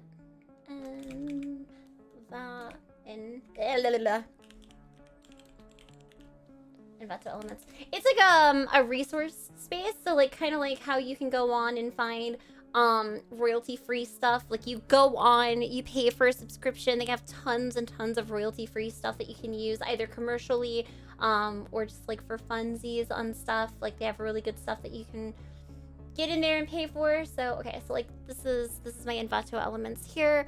So let's say that we want to look for a photo, not a graphic. We want not a stock video. We want a photo. Wow. Photos. All right, so let's say that we want to find something that's like summery. We want to find something that's like summery, but also maybe we want it like a little bit stronger in the pink. So I'll click on the pink and then we can search for summer vibes. So let's find something. Okay, the flamingo is actually really cute. It's a bright flamingo, bright blues, that little splash of yellow. This one's also super cute. Like, look at this one. All right, I kind of want to play with the flamingo and some of these colors. This is really cute. This is really cute. Oh, no, it's so Chelsea, this is a I'm doing a Skillshare video work along. So we've currently paused our working video for our Skillshare sponsorship today, and we are going through to create the perfect palette for digital art. We're doing a follow along. So right now what we're doing is everybody that wants to join in, they've hit, exclamation point Skillshare, they've gone on the link, they've picked up their free trial. We have a link to the video right here if you want to follow along. So this is the specific video that we are doing. We are currently just past the moods part into the inspiration portion. We are looking for photos that say summer. So if you would like to, join Skillshare, get your free trial started for the next month and grab a couple photos, you can follow along with us to create that perfect palette for digital arts. So that's kind of where we're at. So right now, this one is super cute. So I'm actually going to copy this one over. We're gonna build a little resource on our Photoshop. So I'm gonna actually make a new one here that is also print size. And we're just gonna start putting together some elements here. All right, so we're gonna just start putting some elements together here that are colorful, and I'm gonna probably up the saturation on any of these clip pieces. So that's our first one. Let's see, what's another really cute one? I did like this one. I think I'm gonna play with flamingos. I think I might play with the theme of flamingos a little bit here. I think that'd be kind of cute. I don't know about you guys. Has anybody found their photo yet? I'm curious. And if so, do you want to share your subject? Like your subject matter or your colors? What's your main color? Like the main color I want to play with is pink. I think pink is going to be like one of my staple colors that I want to play with the most. So lots of pink. This one's pretty cute too. I like this one with the bike. So this one's pretty cute, even though it doesn't have like the flamingo, it still has that really nice pop of pink. Plus the sunglasses are really cute, I'm not gonna lie. And I wish I had a bike like this. I kind of really want a cute bike, you know what I mean? Doing lots of blue for you, yeah? All right, I'm gonna grab maybe one or two more. Ooh, this one's actually really pretty. That's a maybe, because it's got a lot of the white in there. Let's see, what else do we have with these pink vibes?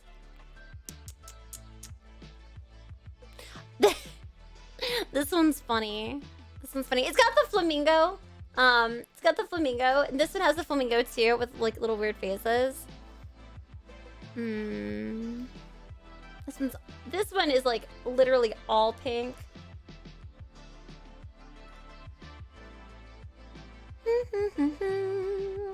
I hope everybody's been enjoying it too, like going through and finding stuff. All right. I think we've gone past a lot of the item ones and it's going into a lot of like people. So we don't necessarily want to like pull in for people. So I think we might go with just those as our main inspo. I think I will grab this one too. I like how like pretty the white and the cream and the green look. All right, so we're gonna have to up the saturation because the saturation did get lost in the clipping. So we will do that really fast. Awesome. Sweet. Just up the saturation just a little bit there, and a little bit of the brightness. All right, cool. So we have the pictures that we want to play with. We have what we want here. I'm just going to cut these and put them into a smaller little chunk.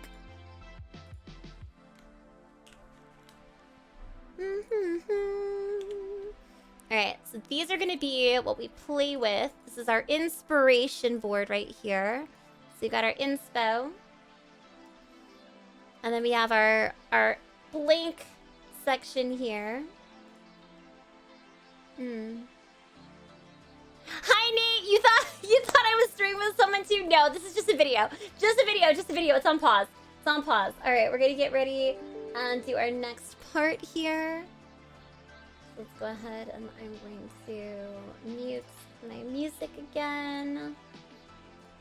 And we'll go ahead and start the video back up. Take it away.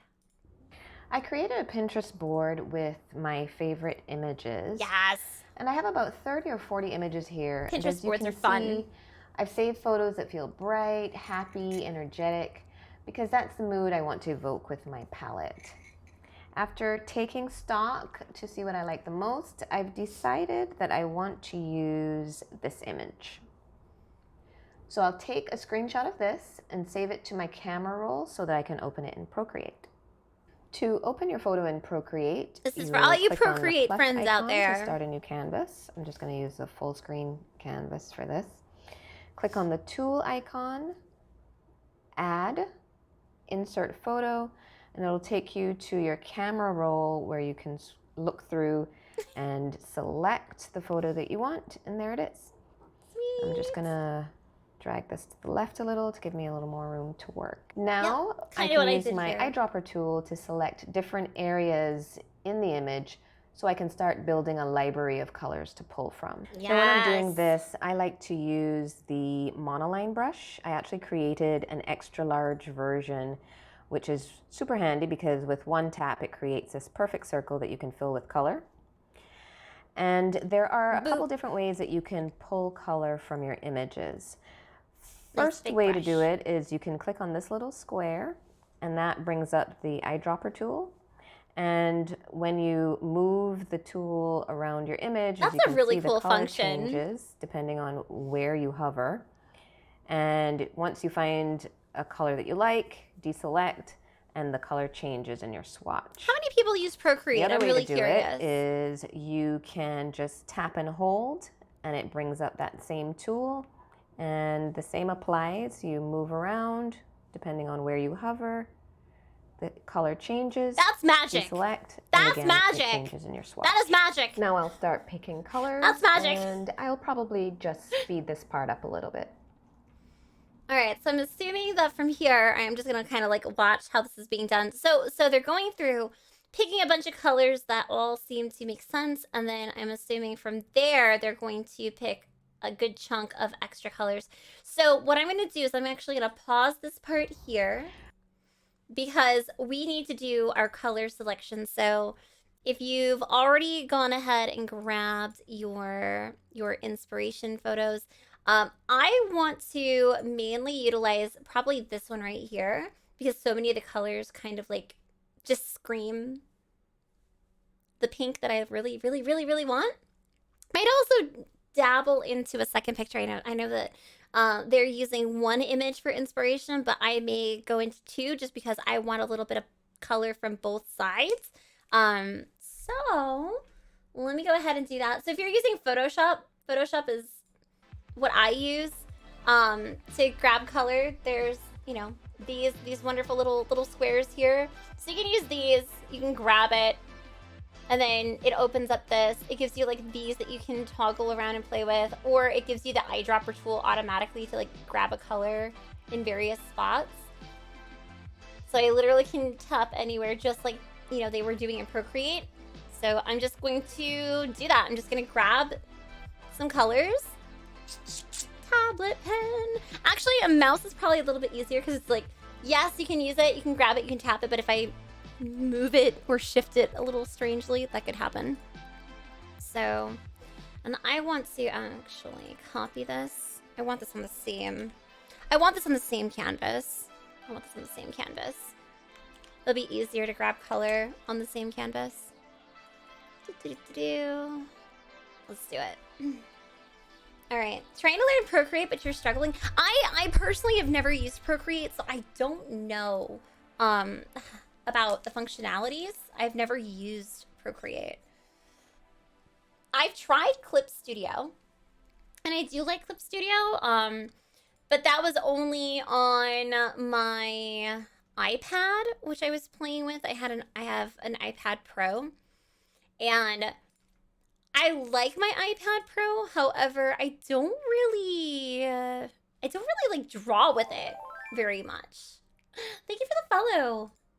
Oh, not a follow. Oh my gosh. Wow. Sound. Necobrito, happy subiversary. Thank you so much. My goodness. Wow. Brain did the thing. 56 months. Holy crap. Thank you so much. Thank you so much. All right. I don't really like that one. I kind of like this right here, like this like mid pink. It's like a mauvey pink, and then this one's like a little bit more of like an orangey pink. You see, lots of colors. I was just playing with lots of colors. Thank you so much. I really like this bright yellow. It's a really nice bright yellow. My dots are not gonna be in a really great sync right now. There we are. I like this really bright, deep red too. Kind of like throw all my warm colors in one space. Ooh, yes. Actually, I'm gonna be weird about this. I'm gonna put the red up top here. I'm gonna do the thing. All right, so now we have a lot of dots. Is there like a slightly lighter yellow? I'm gonna probably grab like a little bit of a lighter yellow, like from the lemon. It's a little bit lighter here. All right, so we have, it's kind of like a dusty lemony yellow color. I didn't really like how like less saturated it is. Let's try to find a lighter yellow here from the photo. It's gonna drive me nuts. Okay. I'm creating my own. Don't tell the professor. Don't tell the professor I created my own yellow. Shh, don't tell anyone, okay? It's our secret, right, chat? It's our secret. So we have all of our warm colors on one side, and now we're gonna play with cool colors, because like I want to grab like this blue here. I'm gonna stick this on like right here. So like I want like this lighter blue here. I like how there's like a more like minty turquoise. It's like a slightly deeper turquoise. And then there's also like this really deep navy that's up here. So let me put this down because there's also like a darker turquoise. So you have like a deep navy that's up top. And then there's like a slightly less dark navy, like this medium variation here. Hi, Violet fan. You've missed my face. Do you like my new my live 4D model? Do you like my 4D human model? Isn't it great? No, I'll be honest. I was really nervous to face cam stream today. I'm not gonna lie. The reason being is that it has been a hot minute, and I have personally just been really in a weird kind of space for that. So I'm just glad that, you know, I had this opportunity today to do a sponsored Skillshare stream and share, you know, that with you guys, because this is gonna be fun. It's going to be a lot of fun. All right, so there's all of this. There's also this really nice cream color. I'm gonna kidnap this for the warm side. And then there's white, and then I want to grab like this black. I like this black. I like this black a lot. Oh no, I put the cream on the wrong side. Cream is on the wrong side. That's all right. We just won't tell the cream it's in the wrong space. Like, I know that this navy is super, super dark, but you can tell the difference between the dark navy and the black. Just steal the cream. Don't tell anyone we stole the cream. Speaking of cream, has anybody had those like extra Oreos? The ones that are like they're cookies and cream triple stuffed Oreos? Because they're nasty. Like, I don't like them. I very rarely like a double stuffed Oreo. I do not like triple stuffed Oreos. The most Oreo. I'm just like, ugh. No thanks. No, I'm sorry. I can't do it. Ugh. Like, if you like, how do I want to explain this? Okay, it's like if somebody took the plain cream in an Oreo, right? Like, if somebody took the plain cream in an Oreo and they took the plain cream of an Oreo, tossed all of the cookie flavor into the cream, but kept it super, super, super sweet, like hurt your teeth sweet, and then they didn't put enough crunchy bits inside. That is what this is. So, like, you get this overwhelming, like, punch in the face of, oh god, cream. And then afterwards, it is, oh god, not enough crunchy. That is how I can explain. It's probably a terrible explanation. Probably a terrible explanation. That's about as like explained as I can get it. All right, we have a lot of colors to play with here. So I like that. I like all this. We got the yellow. We've got the minty. We have the dark fuchsia. Some of the red, the cream. We have some of that light blue, the dark blue, the minty blue. I think we're good on our color choices. What do you think? I think we're pretty good on our color choices, yeah?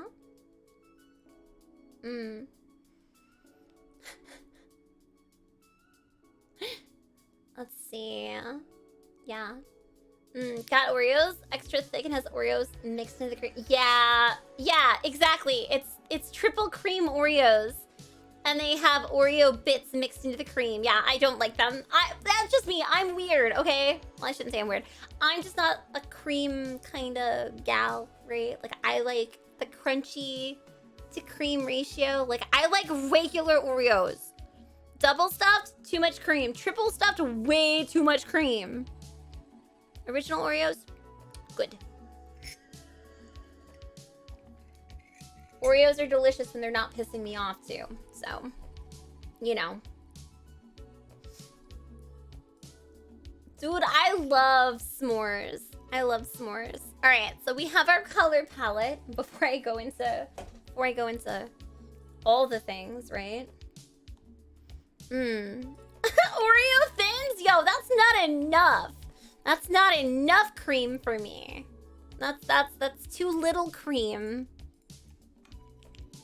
Too little cream. All right, so let's grab both of these, shift them up, see kind of where we're going from that. All right, so we have grabbed our colors, as you see here. Let's move on to our next portion and see what we do with our colors. I've selected 12 colors from the image, and from here I'll choose my 6 favorites. I think that's a good starting place. Ooh, 6 favorites. I should add here that I typically use 5 colors in my palette.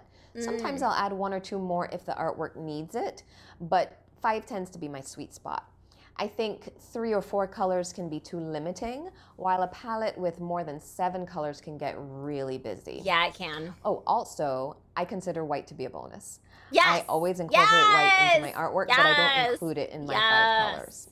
Okay, so now back to work. So let's see. All right. Let's go. We're gonna. With I'll pick my favorites right after we see what we're doing with this. purple. Orange typically complements purple well. A lighter tone. Let's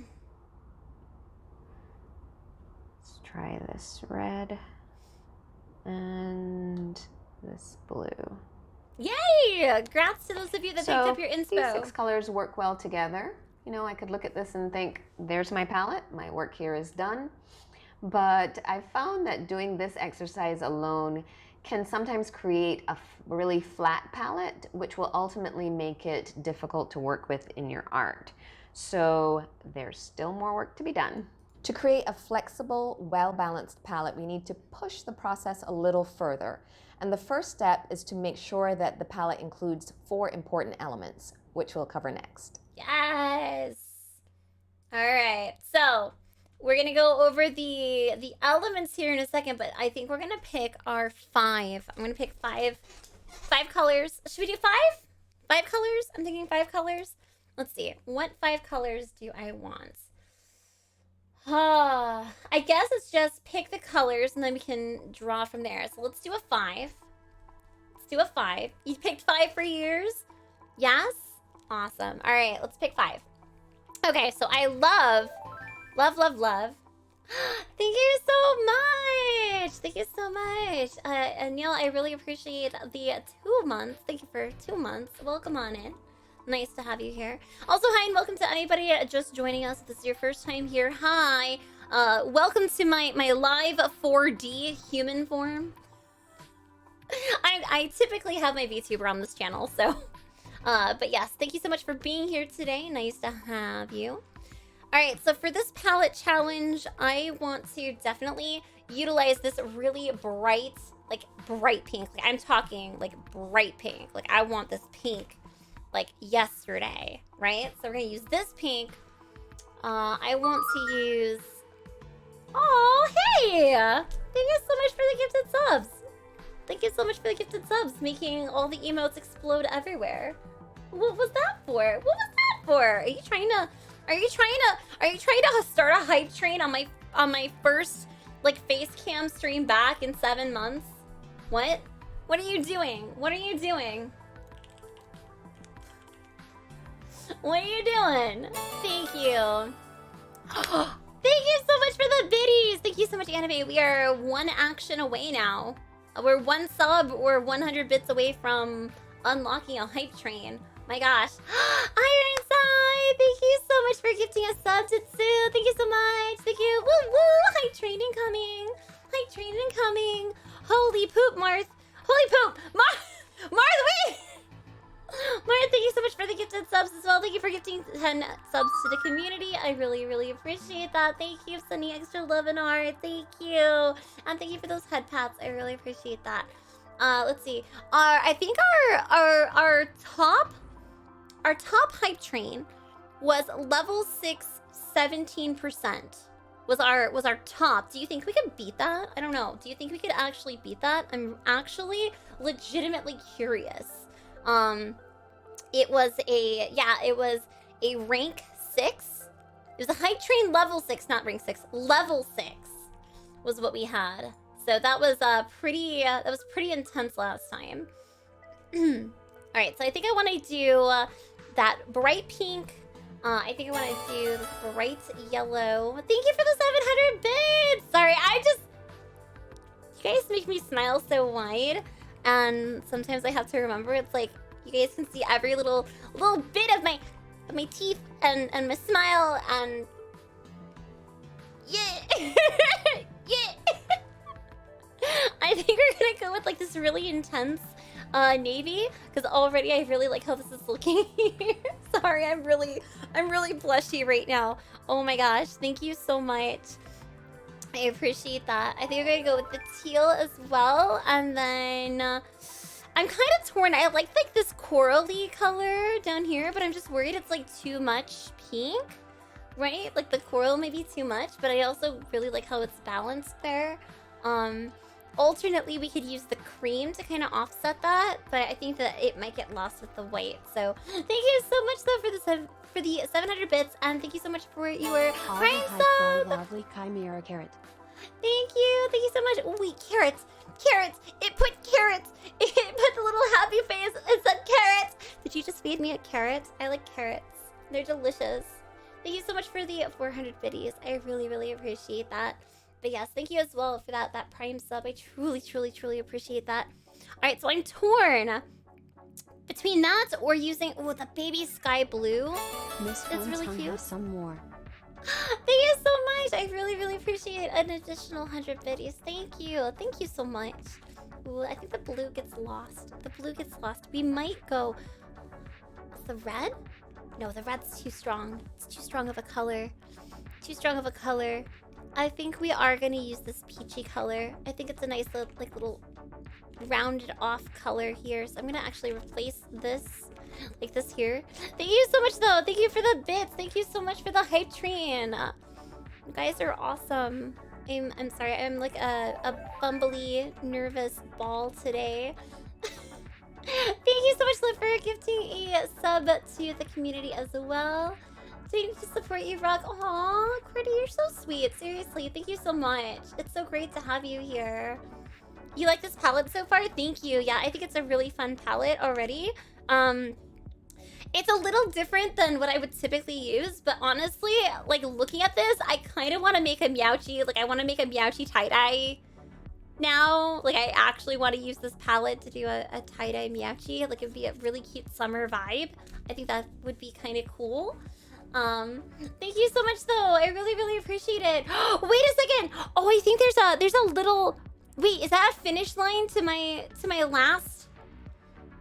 There's a finish line. It looks like a finish line, like checkered mark in the thing. Does that signify my last, like highest chain? Is that what that is? Oh my gosh, that's a finish line. Guys, there's a finish line. There is a finish line. There is a hype train finish line. There's legitimately a thing. So if you fill up the thing, you can get it to the finish line. That is so cool. I did not know that was a thing. Oh, I did not know that was a thing. Thank you for the head pats. That's so cool. No, seriously though, thank you very much. All the head pats today. All the head pats. Well, we did a good job. Good job. Yeah, good job. All right, take a sip of my water real quick. Good job. Also, I have not eaten actual lunch, so I'm gonna take a bite of one of my cereal bars because I'm actually really hungry right now, so I apologize. Yes. Nate, thank you so much for the resub. I appreciate it. 9 whole months. Oh my gosh. Stream baby alert. 9 whole months. Mm. Mm. Yeah, you get to watch me nibble in real time now. Mm. Mm, mm, mm. You tried the Trader Joe's mochi? I told you it was good. I told you. It's amazing. I've got like 4 boxes of that in my freezer. Mm-hmm. Mm-hmm. Mm-hmm. Also neat. How has it only been 9 months? It feels like I've known you for like 2 years. Like legitimately feels like I've known you for like 2 years. Easy. I don't know. Alright, so we have our colors. We have our photos. We have our selected colors. We have our palette colors. I think we're ready to move on to our next step, yeah? I think we're ready to move on to our next step.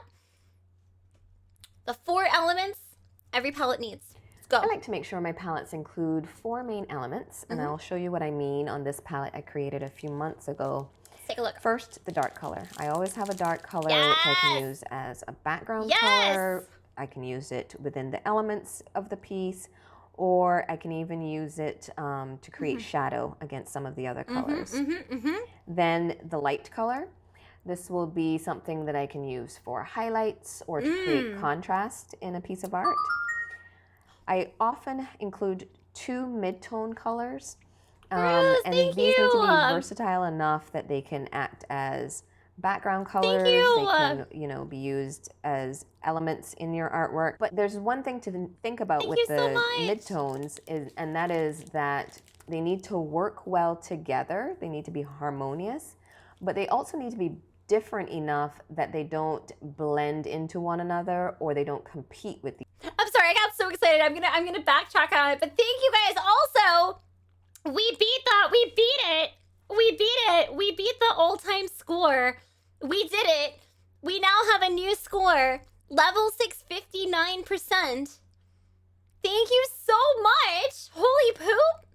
Thank you so much. And Cruz, thank you so much for those gifted subs. Honestly, thank you for gifting subs to the community. I truly appreciate that.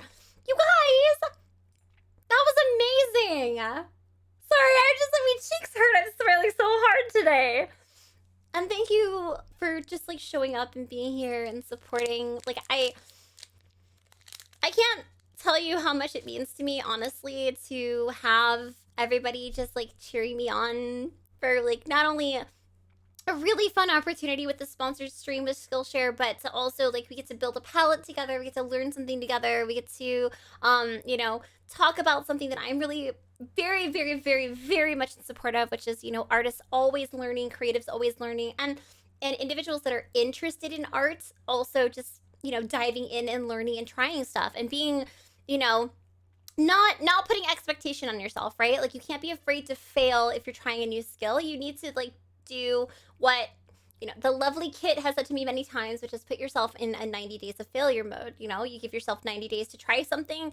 The whole point is to try it and fail. If you failed, that was the whole point anyways. But if you didn't fail and you learned something and you grew from it and you took that and you enjoyed it, well, then you didn't fail. You grew from it. You learned a new skill. Well, then now it's time to try something else and make that your goal to fail. So that is something I'm trying to like personally keep in mind. So I'm trying to do new things for myself. Like, you know, I'm doing a face cam sponsor stream for the first time in like months of showing, like not showing my face, you know, not being afraid to do that and sharing, you know, learning with you guys. Like I really enjoy that kind of stuff. So yeah, sorry, rambling, but really excited. And I need to go back because you guys just like made my entire afternoon just so bright with that fantastic little hype train. Seriously, I cannot thank you enough. I'm gonna rewind this just a little bit so we can go back to these colors and the explanations of them and the breakdowns, because I want to make sure that we didn't miss anything, just in case I was squealing a little background too loud. colors. They can, you know, be used So as that's the dark. elements in your artwork. They're But explaining there's the one dark. thing to think about with the midtones and that is that they need to work well together. They need to be harmonious, but they also need to be different enough that they don't blend into one another or they don't compete with each other too much. Lastly, I often incorporate an accent color, something bright or even saturated, that will give the palette a little pop or visual interest. Okay, so we And do I'll need show you to do another a little. example. We do need to do a little editing. Okay, so we need to do a little editing to this. We have, and I'm gonna actually relayer. Oop. I almost removed a color. I'm gonna relayer these a little bit. All right. So we're gonna relayer, and we're going to make these colors work a little bit more harmoniously. Welcome back! Welcome back, Papa. I hope you enjoy your lunch. What do you have for lunch today? All right, so let's start with our dark. So that's what we're gonna do here. We're gonna have like our dark color up top. We're gonna make this color actually a little bit lighter, and we're gonna make this our highlight color. So this is gonna be our light color. So you see how we just took that and just made it a little bit lighter. So I really like that adjustment there. Then we're gonna take they were saying these midtones, right? We're gonna have these midtones, right? So we got like a midtone here.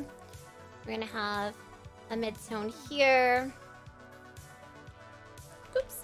Midtone here. Actually, I'm gonna reorder this. Midtone. Midtone. That work well together. And then this is gonna be that extra saturated little pop, because I think all of these would work well together. Like this color, this navy, will very easily be able to shadow any of these colors. This peach will be able to highlight any of these colors, I feel, very well. These two colors can accentuate this color. These two colors can accentuate this color. They kind of play together in a very harmonious way, just from what I'm seeing right now. Without playing with them, I feel like this could be a really strong palette, and I'm looking forward to seeing with these additional elements, like how we've gone from, you know, the way I originally picked them to how I adjusted them to fit a little bit more. I think this is kind of a really fun and fundamental style of learning for this in particular. You know, like I've said before, I've been asked a lot of different times how I pick palettes, and you know, I would pick palettes that would fall along the same type of, you know, realm of how these are being picked now. But I haven't necessarily, before painting or before coloring, go through the breakdown of the dark, the light, the midtones, and then the real bright pop of color, which I'm going to actually start incorporating more now, because I'm seeing right now that, like, if I were to color with this palette, I would automatically make this one lighter. I would automatically make this one, you know, the main dark pop of color. I would want to have this one be the shade or the highlight versus like making the yellow brighter. I think because these two would be way too close to each other. And now you can tell they're super, super like far apart from like how bright and saturated one is to how light and soft the other one is. So I think it's a really nice way to break all of these down. Oh, Liv, you're doing a very like earthy, natural one. I cannot wait to see. How many of you are putting together your palettes right now? I'm curious. Is it worth trying even if MS Paint? Yes, yes. Oh my gosh, Nen, yes, please. Please, because I'm sure you could find some really fun colors putting together. Like MS Paint, go for it. Let's do it. That's like extra challenge mode right there. Extra challenge mode. Yes, excited, excited, excited. All right, so we have picked our colors. I'm just gonna write on here really fast. I'm gonna like go back slightly so we have the wording on screen. All right, so we have right here. I'm gonna actually use this and a pencil. Just use my little pencil brush. Go into my pencil. And that's not a pencil. You're not a pencil. Go away. You're not a pencil. You are not a pencil. There we go. Is this okay. It's yelling at me now. All right, there we go. There's my pencil. All right, so this one right here is our dark. So that's our dark. This is our light. These are the mid-tones. And then this is our pop. And I like that this one specifically is the pop of color, because even though this is technically a brighter pop than this one and this one, this one, if used the right way, is going to accentuate all of these colors. Just the way that I'm looking at it right now, I can kind of like see how I can play with these colors. Oh, it's gonna be fun. All right, let's play it again. I'll show you another example that's not quite as obvious, because this is a very tone-on-tone palette. Really, it's just greens and blues here. Tone on tone! Still, Monochromatic! I have my dark, Yes. I have my light. Well, similar. My two Not mid-tone entirely colors. monochromatic. And ordinarily, this turquoise might not seem particularly bright or saturated, but in this situation, it serves as my pop of color, since it stands out a little bit more than the other colors. So you'll find that when you're creating your palettes, your pop will be relative. So it doesn't need to be a super bright neon color. It just needs to be bright enough to add a little energy and visual interest to the palette. Now I can return to the palette that I'm working on and look at these 6 colors I chose and determine whether or not I've met those 4 criteria. Right away, I see that I've got a light color here. I would consider this my pop, since it's quite saturated. I think the blue and the orange make for good midtones. And I actually have 2 dark tones here in the red and the purple, but I only want 1 dark tone in this palette, so I'd use the purple. I think I'll remove this purple. Whoa, not using the purple! Oh, interesting! I would have used the purple, but that's okay. It's a matter of include all taste. the checklist requirements. Oh, the next thing to do is something I like to call the blocking test, which we'll cover in the next lesson. Yes, okay. This is how we get to play with these colors and see how they work and interact. You'll often see a palette presented with the colors sitting side by side. But in my experience, that doesn't give the full picture. It's important to understand how the colors will interact with one another. The blocking test gives me a better idea of how well the colors are playing together and what needs to be adjusted. First, create 5 large swatches. And these can be rectangles, circles, squares, it doesn't matter. Ooh. As you can see, I've done 5 long strips here, basically so that I can just fill the canvas. Okay, so block test. All right, time to do this on a new. So let's just make a new canvas. We'll do it this way, but then we'll rotate it so it can be long ways. Rotate. Rotate, oh potato. All right, so there's that, there's this. We'll pull all of this into its own little section. I love this. All right, so we're gonna play with these little pops of color, keep everything where it is. Probably zoom out a good chunk so that we're not like into this one here. All right, so let's do some little, we're gonna do some rectangles, just like they're doing in the video. Let's see. Oh, you got your birthday items a couple days ago. What do you think of the new birthday pin? Let me know what you think. I am exceptionally proud of that. All right, so I'm gonna use a gray, just like they were using before, so that way we don't automatically take a look at these colors. All right, so there's 1, 2, 3, 4, 5. All right, they're all evenly spaced. This is going to allow us to put them here like that, and then we can, you know, do something fun top and bottom, right? Like whatever, we'll just center them up. Cool, nice. The pin's great, awesome, yes. Oh, actually, I have a sample. Hold on, wait. I have a sample of it. Hold on. Oh yeah, I don't have to worry about my face cam doing anything weird. Ah. See, this model actually moves to grab stuff. It doesn't just go like, or. If I move my face away. All right, so if you did not know about the birthday club, I'm gonna actually showcase that really fast for like 2 seconds. so this is the birthday club enamel pin. It's actually, if you look at it, it is a huge, this is a 2-inch birthday pin. If you've signed up for the birthday club, which you can sign up for the birthday club through my mailing address, there's also a birthday club link on my website, tastefeaturestudios.com. Let me go ahead, I will grab it for you so you can go right to that. Because we have a birthday club form.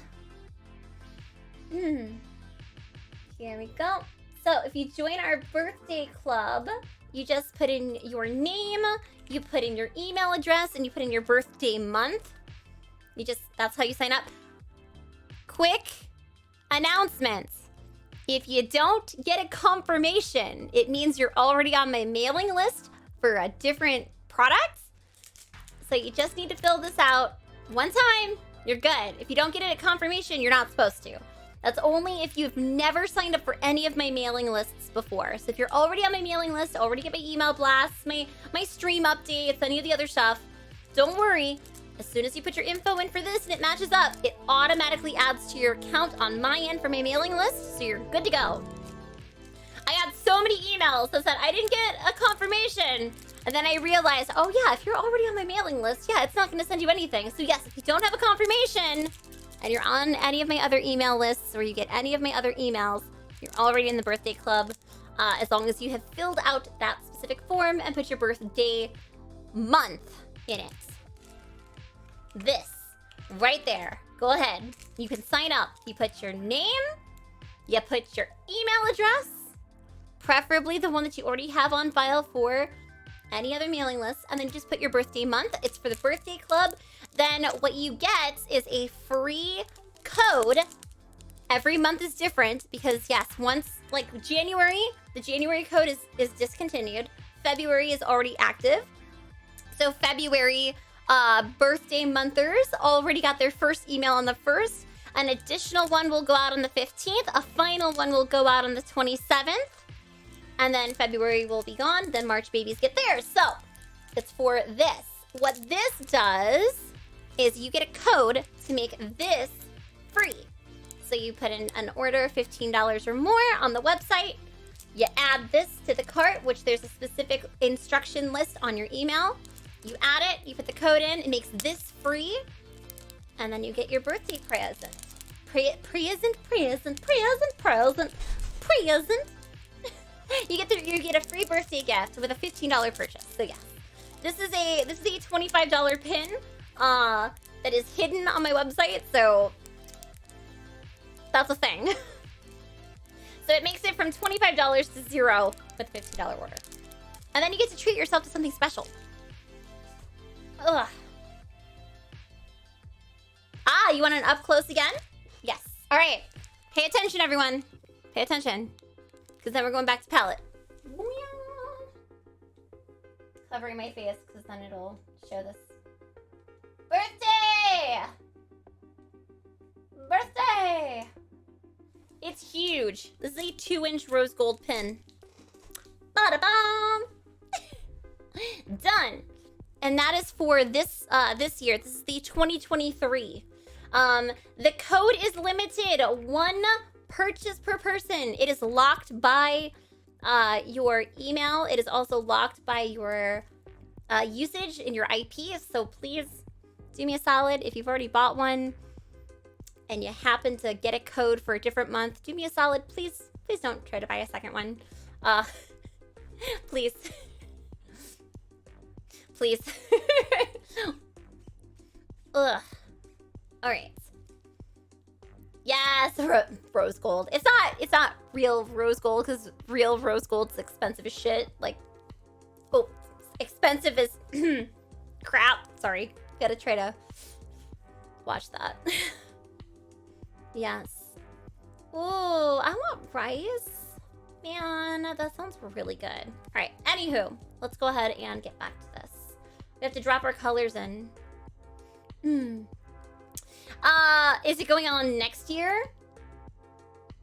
If it goes well this year, I'm hoping to continue it next year. It'll be a different design though. I'm making a new design every year if it stays. So this one is for now. That's for this year. So there is a chance at the end of the year, if people missed out and you're on my coffee club, if you're on my coffee pin club, that I might put the very last bit on my coffee shop. That's a exclusive shop. You have to be a coffee member to buy from that shop. You cannot get items any other way from that store if it is locked. So coffee members will more than likely get a chance to grab any of the last little handful of them if they missed out. But they will be at full price. They will not be zeroed out. They will not be considered free. They will be at full price. They'll be $25. So that is the last case like scenario with this. So if you're one of my $3 members on coffee for the VIP Peach Club, then yes, you're gonna have access to a lot of like rare stuff coming up soon, because I'm actually going to be designing specialty drop pins just for my lock shop that will drop there first, and then they'll probably be on Pop Shop Live. So I have a lot of plans for that specialty shop. I'm like super stoked. But anywho, back to the thing. Back to the video. Let's continue our learning excursion today. And right, you're going let's see. to fill each of these swatches with a color from your palette. Fill Now I've time. saved the colors that I pulled from the photo. Fill so I'm time, going fill time. Right, so we have to our use dark, each of these to fill light, one of my swatches. mid,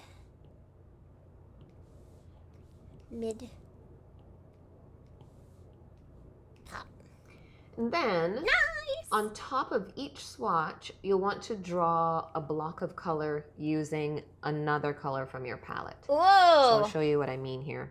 Now, to make this easier, I've created 5 layers on top of that swatches layer. Ooh. And that's going to make it easier for me to make adjustments later on. All right. So I've got a layer for my dark color, one for my light, Dark, 2 layers for my midtones, and one for my pop. light, So I'll start with the dark color. mid, 1. And what I'll do is just draw a block of color on top of each of the other colors from the palette. All right. Love it. All right. So let's follow along with that. Now, obviously, I Dark would color first. draw this color on top of this swatch because it's the same. Then I'll switch layers, move on to my light color. This is our dark. I'm Do the starting with the dark. same. That looks nice. That looks really good with the Again, pink. switch layers. And really nice choose here. one of my midtones.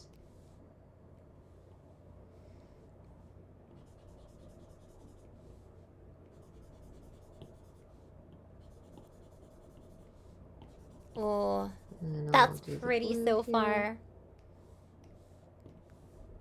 Mid. And lastly, I'll choose my pop of color.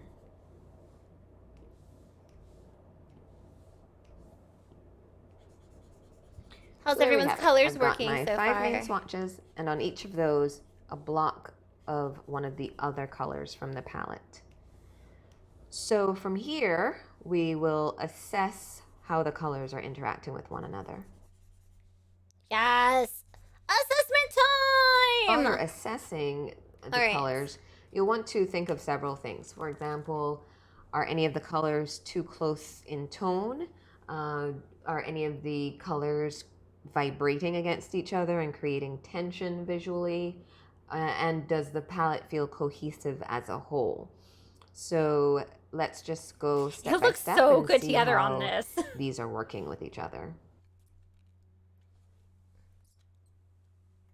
Against the dark tone, these 4 colors show up well. I'm not seeing any real problems here. Likewise, these 4 colors show up well against the light tone. But here, I feel as though this purple color and the orange are vibrating against each other. It's creating a little tension. It's not that harmonious. And I can see it again here with the orange on the purple. So I that's think an my area that I'll have light to tone might be a little revisit. too saturated for the Then teal. with the purple and the blue, these colors are a little close everything in else looks tone, really but good more together, so, but I the don't teal and love the how they're pink working right together. here, So I feel as though I I'm can going to see need it. to make an adjustment there as well. Here, the orange also seems to be creating some tension with the blue. It's not as bad with the blue sitting on the Yeah, orange, because but these with all the work orange really sitting well on the blue, together. it's definitely a These all work little really well together. vibration happening. These So work well with this I feel as color. though This that one needs does to be not. adjusted. And then this works well with The all of light these, but tone not works here. fine on the blue and on the purple. But I feel as though this red on this blue, it feels a bit muddy. Mm. I'm not loving how that is working. Yeah, all of mine are popping really well. So that I'm seeing we've so got far. some problem areas here Outside of my light that tone. we'll need to adjust. And I feel as though in general the palette isn't quite as cohesive as I want it to be. So let's start fine-tuning and making some adjustments and see if we can pull this together a little bit more. This is fun. All right, who's enjoying this palette so far? Now it's time to do some fine-tuning. As we saw in the last lesson, the blocking test helped me to identify where the problem I think areas the pop are. color. So now I the need to mint think about might be our... why those areas are problematic. So I'll be going in and adjusting the colors accordingly. Now, by the way, there are several different ways that you can adjust color in Procreate. Tap on your color swatch here, brings up your palettes, and down here you'll see several options. You can use the color disc to move color around. You can either move color in the center, which is kind of in the family of the color that you had I wonder selected, if mine is more so or a saturation on this outer problem. rim you can kind of change the hue of the color. Down here is your classic view. Again, you can move it around and see how the color changes, or you can change the RGB values here by using this slider up and down. So whatever you feel most comfortable with. So I'm going to select my pop of color. Now, why is this creating tension with the orange? I think it's because it's a little too saturated. So what I'm going to want to do is try muting that color a little. I do like this purple tone, but I just want to mute it a little bit. I think that that's So the same thing with like the pink. It needs to be a little bit less and just start saturated. sliding to see what it'll do. So you've got your colors here, and as I move the slider, you'll see the color shifts here, and it's compared to your original, so you can see what direction you've gone in. So I think I'm just going a little bit lighter works because it looks good here. I think that's a little too It works purple. here, but I think it's a little too desaturated It's for a the very yellow. slight change. I'm not sure if you can see it on camera, but Oh, but there's a even little just doing it a difference little bit here. here in the saturation looks really good I'm gonna there. make some more adjustments. That clearly is too bright. Our goal here is to mute the color a little. So let's It's like see what adjusting that. does. Still looks good here. And let's see what happens here. But if I make this a little less saturated. Okay. I think this is, it's a very slight difference, but it is a difference. I'm going to save it here. I'm going to save my updated version right under the original. No, I want it to be more saturated there. What It's I'll less do crispy on the edges. I will change that color universally. To do that, you go to your layer where I had my pop of color. You click on Alpha Lock. Then I've got my new color already selected in the palette. Then you just click Fill Layer. And you can see that that's changed those 4 blocks of color. And I think that helps a little, but it's not quite there. So I want to adjust the blue as well. And I think it needs to be lighter so that it can create more of a distinct difference between this purple tone. So let's go to my palette. You know, I'm almost wondering. Blue. So we want to make it lighter. So let's I'm going to duplicate all of this because I do like the lighter that's gone lighter, pink, but but at the same time, what if I were to keep my original pink? Right? Okay. I think we're getting somewhere here. But mute the pop so that's blue a little bit more. Still in the blue family. It's still a cool Like up the blue, saturation. but it's quite a bit lighter, Adjust so I'm the going to lightness save that just a one. I little think bit to that's keep it working a little saturated. better. Go to my layer, Alpha Lock, I think I like that. fill layer with that new color. Real good. Thank And you I'll so go down here to much. the I appreciate the swatches 5 as months. How are you well, doing today? and We're having a Skillshare sponsor stream change today. Welcome that on in. swatch. I'm using my So I've realized that I didn't go 4D back and models change this instead of my purple to my 2D. new purple, so let me go ahead and do that as well. I think I want to adjust this blue. So that definitely helped with the closeness of the tone. These are standing out a little bit more, a lot more actually, and so there's a distinct difference between these two colors now, which definitely helps a lot. So I think that this orange also needs to have a pretty major shift because these two are still close in tone, creating a little bit of tension. So This looks I much feel as better though this here. orange isn't quite where it needs Still to be, so fighting let's with work on these that two. next. The reason I think the orange isn't working is I feel as though it needs to be richer, a little darker perhaps. It's kind of a muddy orange right now, so let's see if we can adjust this. So I want darker and richer, so that's definitely darker. All right, let's see how that works. First, I'm going to Let's see. change it on my swatches Maybe layer. the yellow we can adjust a little bit Then too. I'll go to this layer where I drew all the orange blocks of color. Hit Alpha Lock, fill layer, switch that over. So you can see what a difference that makes. Ooh, in the making palette as the a whole. yellow It's a definitely little bit brighter. lighter. It's more It's vibrant. still bright. You it's can tell more here, playful, but it's that it looks not really good. quite there Hold on. yet. There's I like some that. competition happening here with Sorry. this. I'm not sure that Very this color's quite intense, working, like so let's facial see how we can expressions. push it Oh, I even fixed further. it. So what I'll tackle next is this muddy red. Nothing looks muddy. doesn't look as Nothing looks muddy like it anymore now doesn't that I've match. lightened up Everything looks the really blue, nice. But Love the it face is, cam. I think, a little Thank too you. dark. I think it needs I to don't be typically more face cam saturated. anymore. I used to do it all Since the time, I and have now I muted very the purple and rarely that's do no it. Like, longer a really big pop of color. That one Yes. is not the one with all the saturation. I do want to bring a saturated color back in, and I think I'll do it with the red. I'll pause this for a second. Yeah, we're doing a Skillshare sponsor stream today. If you hit !Skillshare, you can join for free for 1 full month. You can take all kinds of really fun online courses, everything from like learning how to manage time and doing like less procrastination in your life and management tools to SEO, marketing, setting up stuff for YouTube, color palettes, like the color palette challenge that we're doing, and so much more. You can do all from Skillshare, so we're having a lot of fun. I personally have been using Skillshare for years. This is the first time I've been sponsored with Skillshare, but I'm really excited to work with them because this in particular is something I'm passionate about. I'm passionate about sharing my knowledge with other people. I'm passionate about artists, creatives, and individuals that want to dabble into the creativity, always learning, always broadening, their toolbox, learning new things, new skills. It's very important.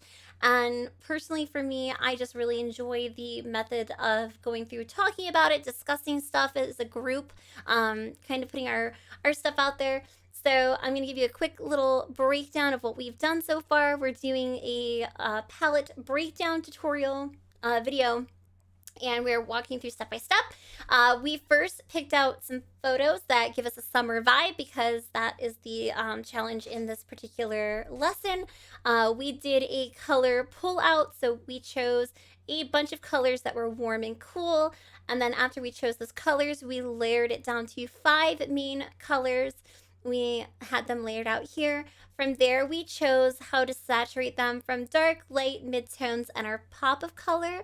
And now what we're doing is we're going through taking all 5 of those main colors separated from light, dark, mid-tone, and pop, and we're coloring the additional colors on each swatch to see if there's any, issues going on with it, whether something looks a little too muddy, not saturated enough, too saturated. We were having an issue where the teal and the pink had like fuzzy edges because the pink was too saturated and a little less lighter than it should have been. The teal was just a smidge too saturated, so we adjusted that.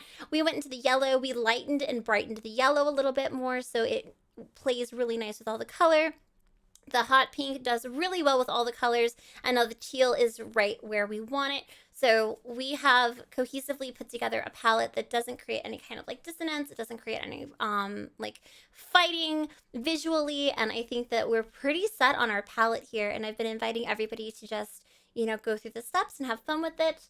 A link to the course that we're personally playing here on stream is this one right here.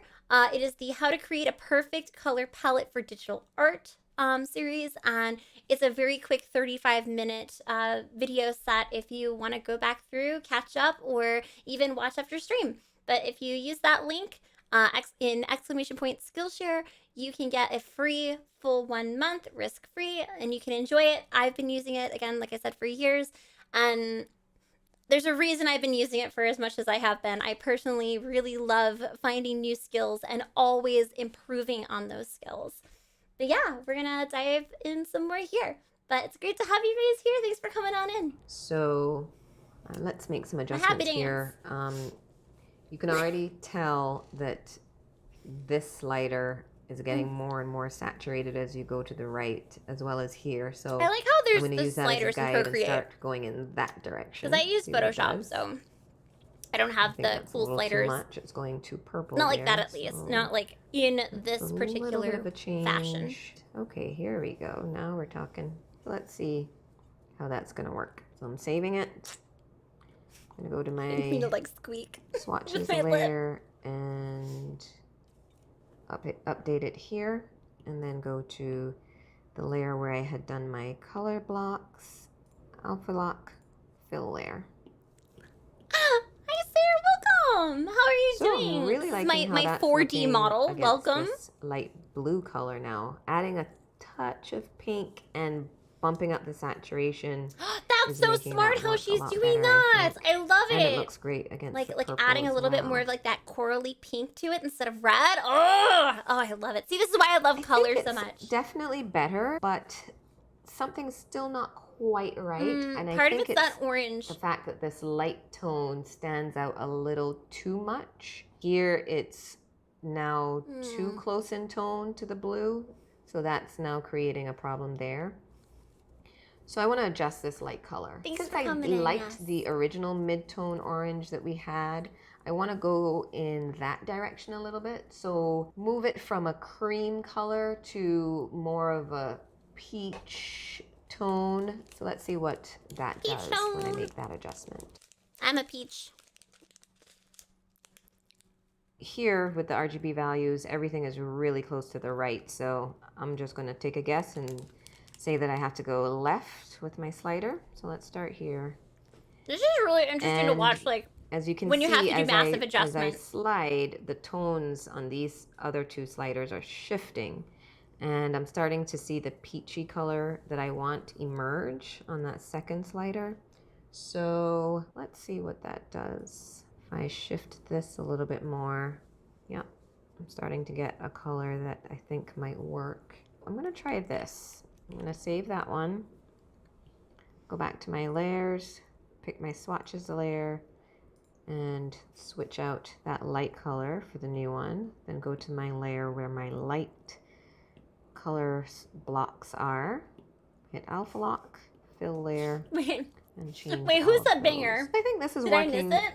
better. As a whole, I feel like it's more cohesive. That's a really nice This palette, light though. blue is working way I love that better. purple, All the other like colors that are lavender showing up plummy well color. against the light blue. I no longer have that tension with the light purple.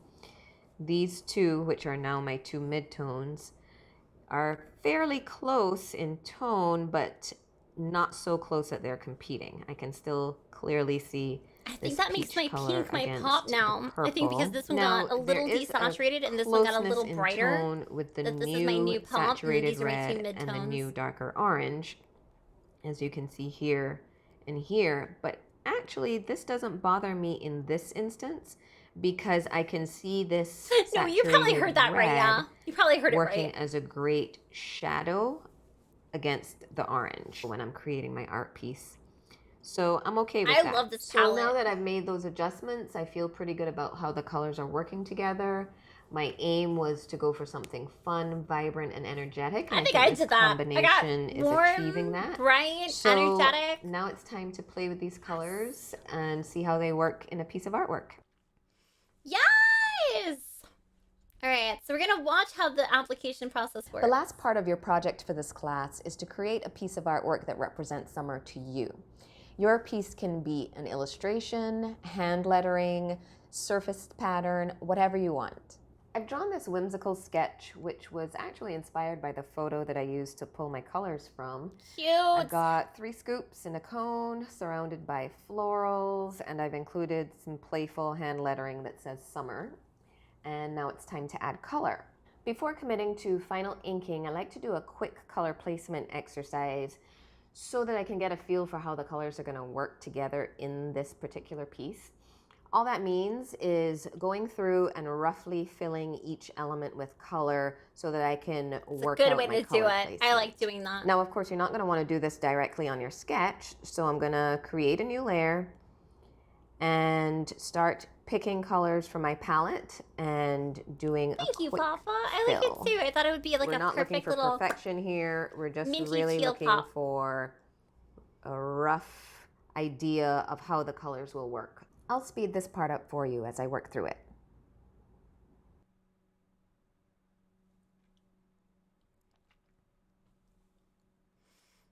Oh, it's really fun.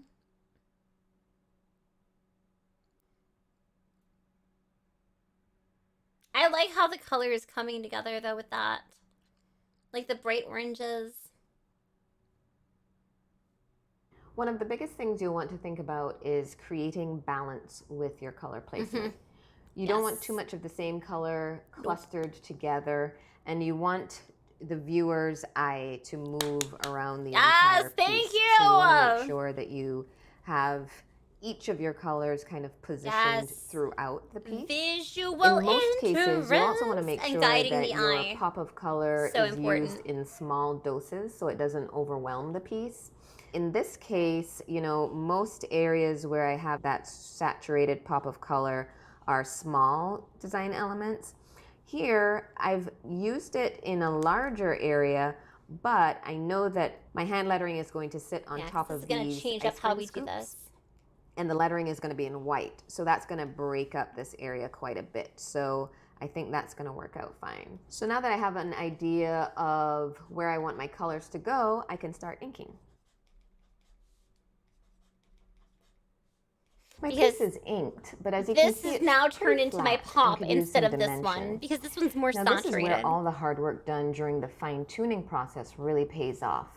I know that all the colors in my palette play nicely together, and that's going to make it really easy to layer them on top of one another to create depth. So let's start with the cone. This is my mid-tone orange, and the dark orange is a perfect choice for creating shadow. I appreciate it. How are you doing? On top of that color. So I'll go in and just add a little bit of dimension there. I can also use this deep orange to add some line details, which will also help with the feeling of more dimension. I like that a lot, like going through, and I also really enjoyed how they were talking about using the dark to like shadow go in and the light to highlight. Something similar with these leaves, which are in my light blue.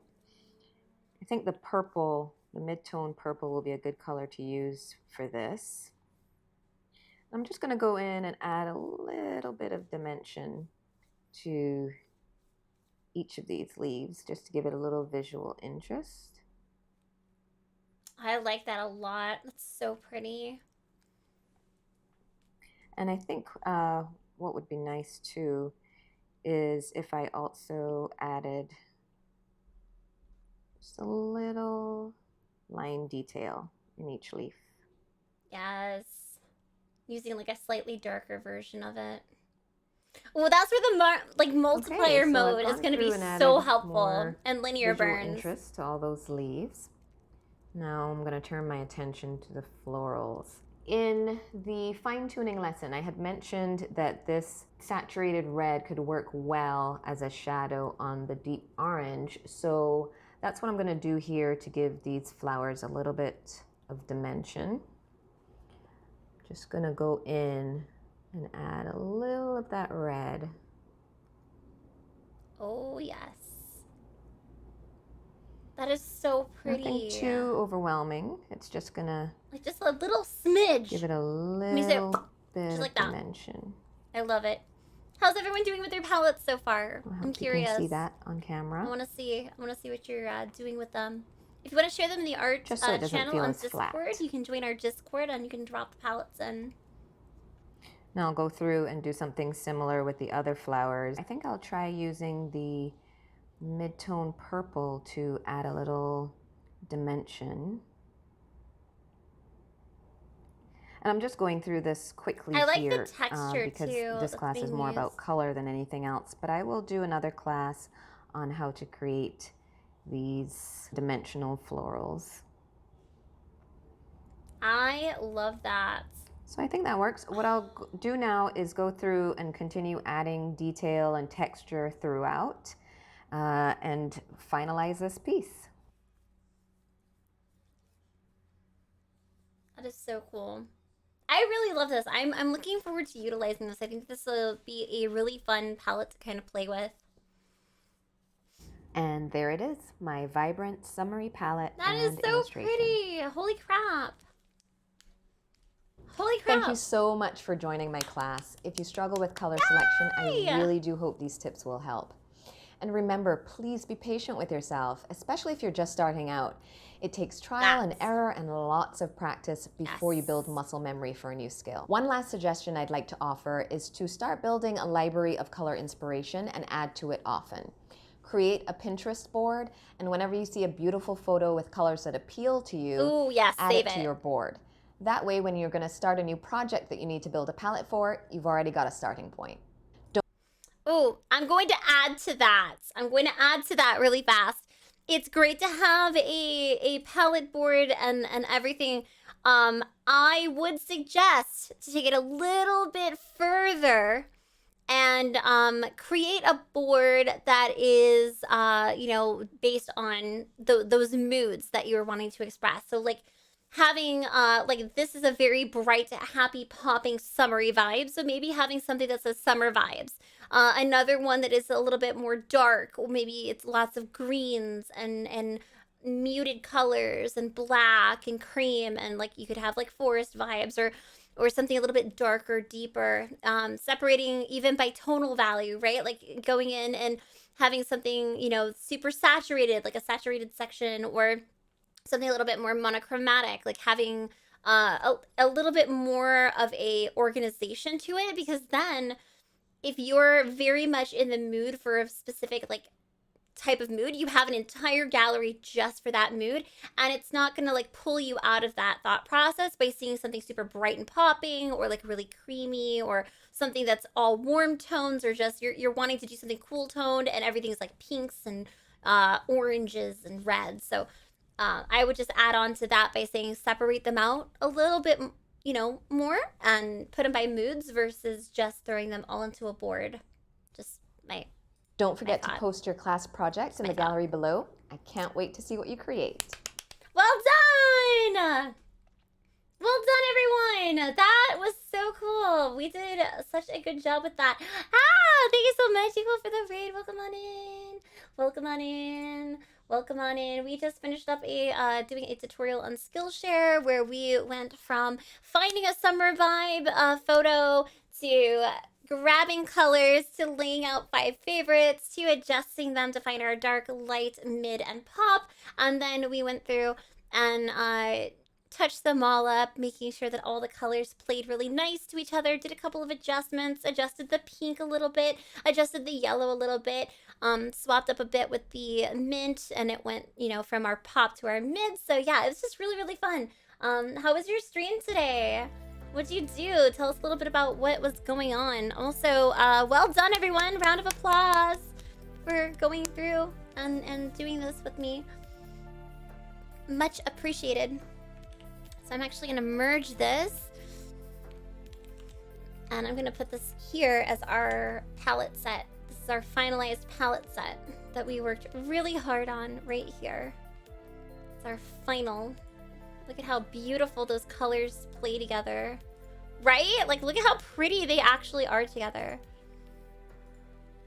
Alright, so let's do something. Let's just do a little doodle, right? Like, it doesn't have to be a perfect doodle. We could just like doodle something quick and cute, right?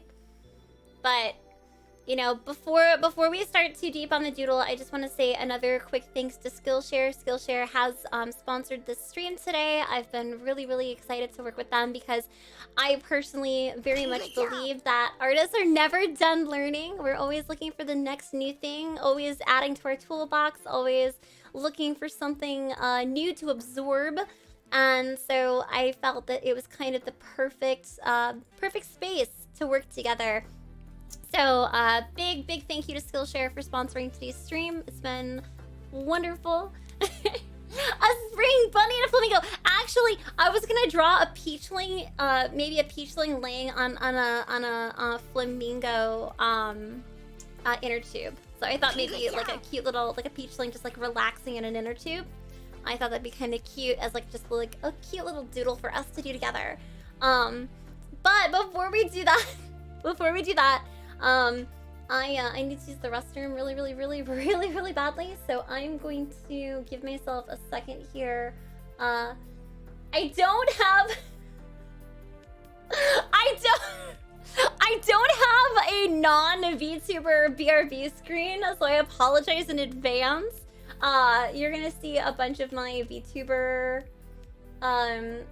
clips, so but I will be right back. I'll use the restroom, grab some water, and then we're gonna doodle, and then we're gonna like play with this palette.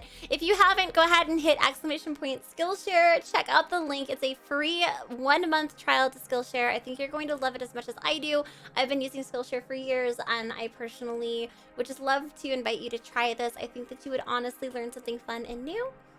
No, because I can't because I'm wearing my comfy shorts today, and we made a mistake. Mistakes were made, so. Actually, hold on. Maybe we just hide the face cam. Hold on. We just hide the display. Hold on. We hide the face cam, right? Ha! Done. All right. Face cam hidden. All right. Hold on. I don't have a sticky note, so. There we go. Perfect! BRB.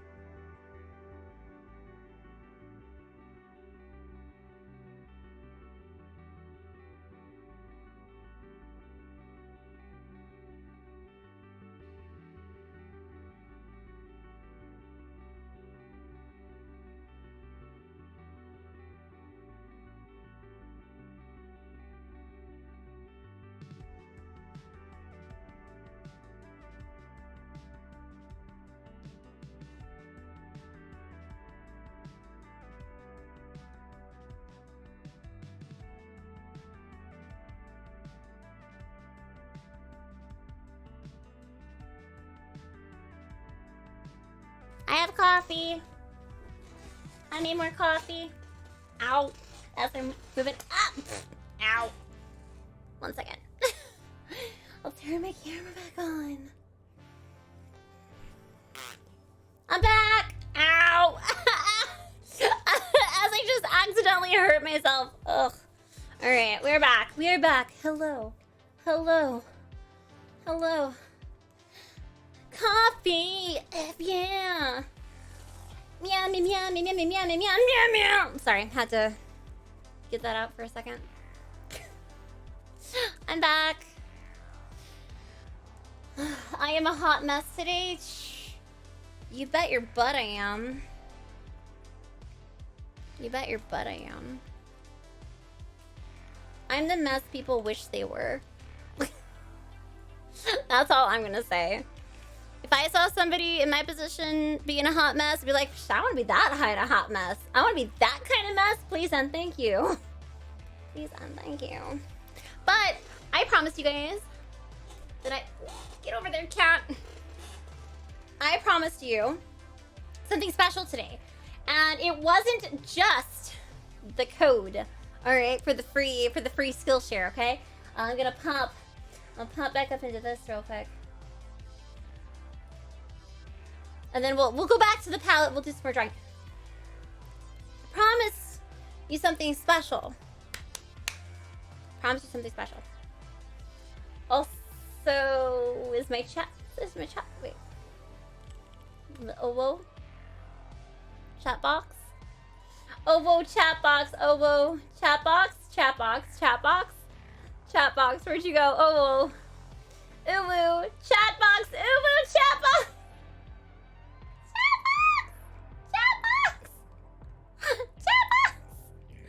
Chatbox went bye-bye. Alright, chatbox went. Chatbox ran away. The chatbox, you are now disappeared. You are disappeared. You've disappeared. You are no longer here. You are no longer on this plane, chat. You are gone. It has been gone. You can actually see my tail more now. You can see my Mandalorian. Wait, if I hide my face, wait. You see my Mandalorian? You see him? You see my Mandalorian? He's so big.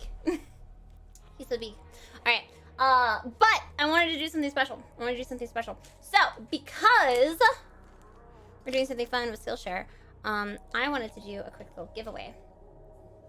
Because everybody's been so incredibly sweet, so incredibly, like, nice.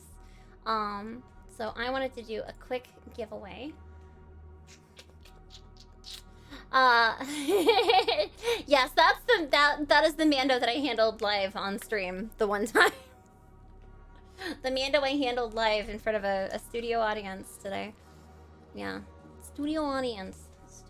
Alright, so I wanted to do something special. Something special. Alright,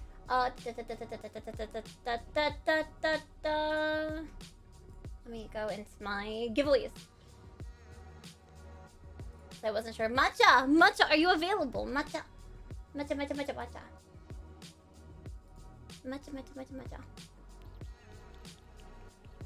I sit here making weird lip movements for a second.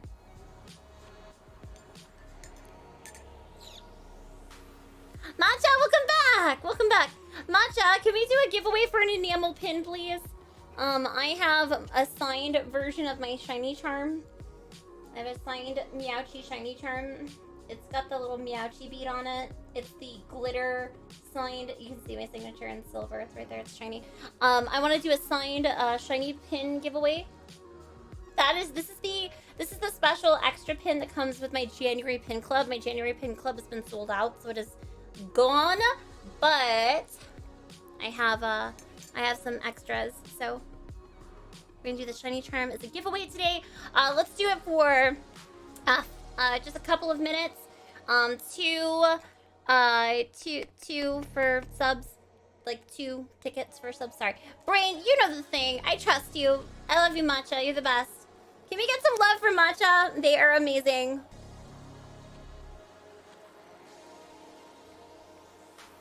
You think the coffee's gonna fall? Nah, don't worry.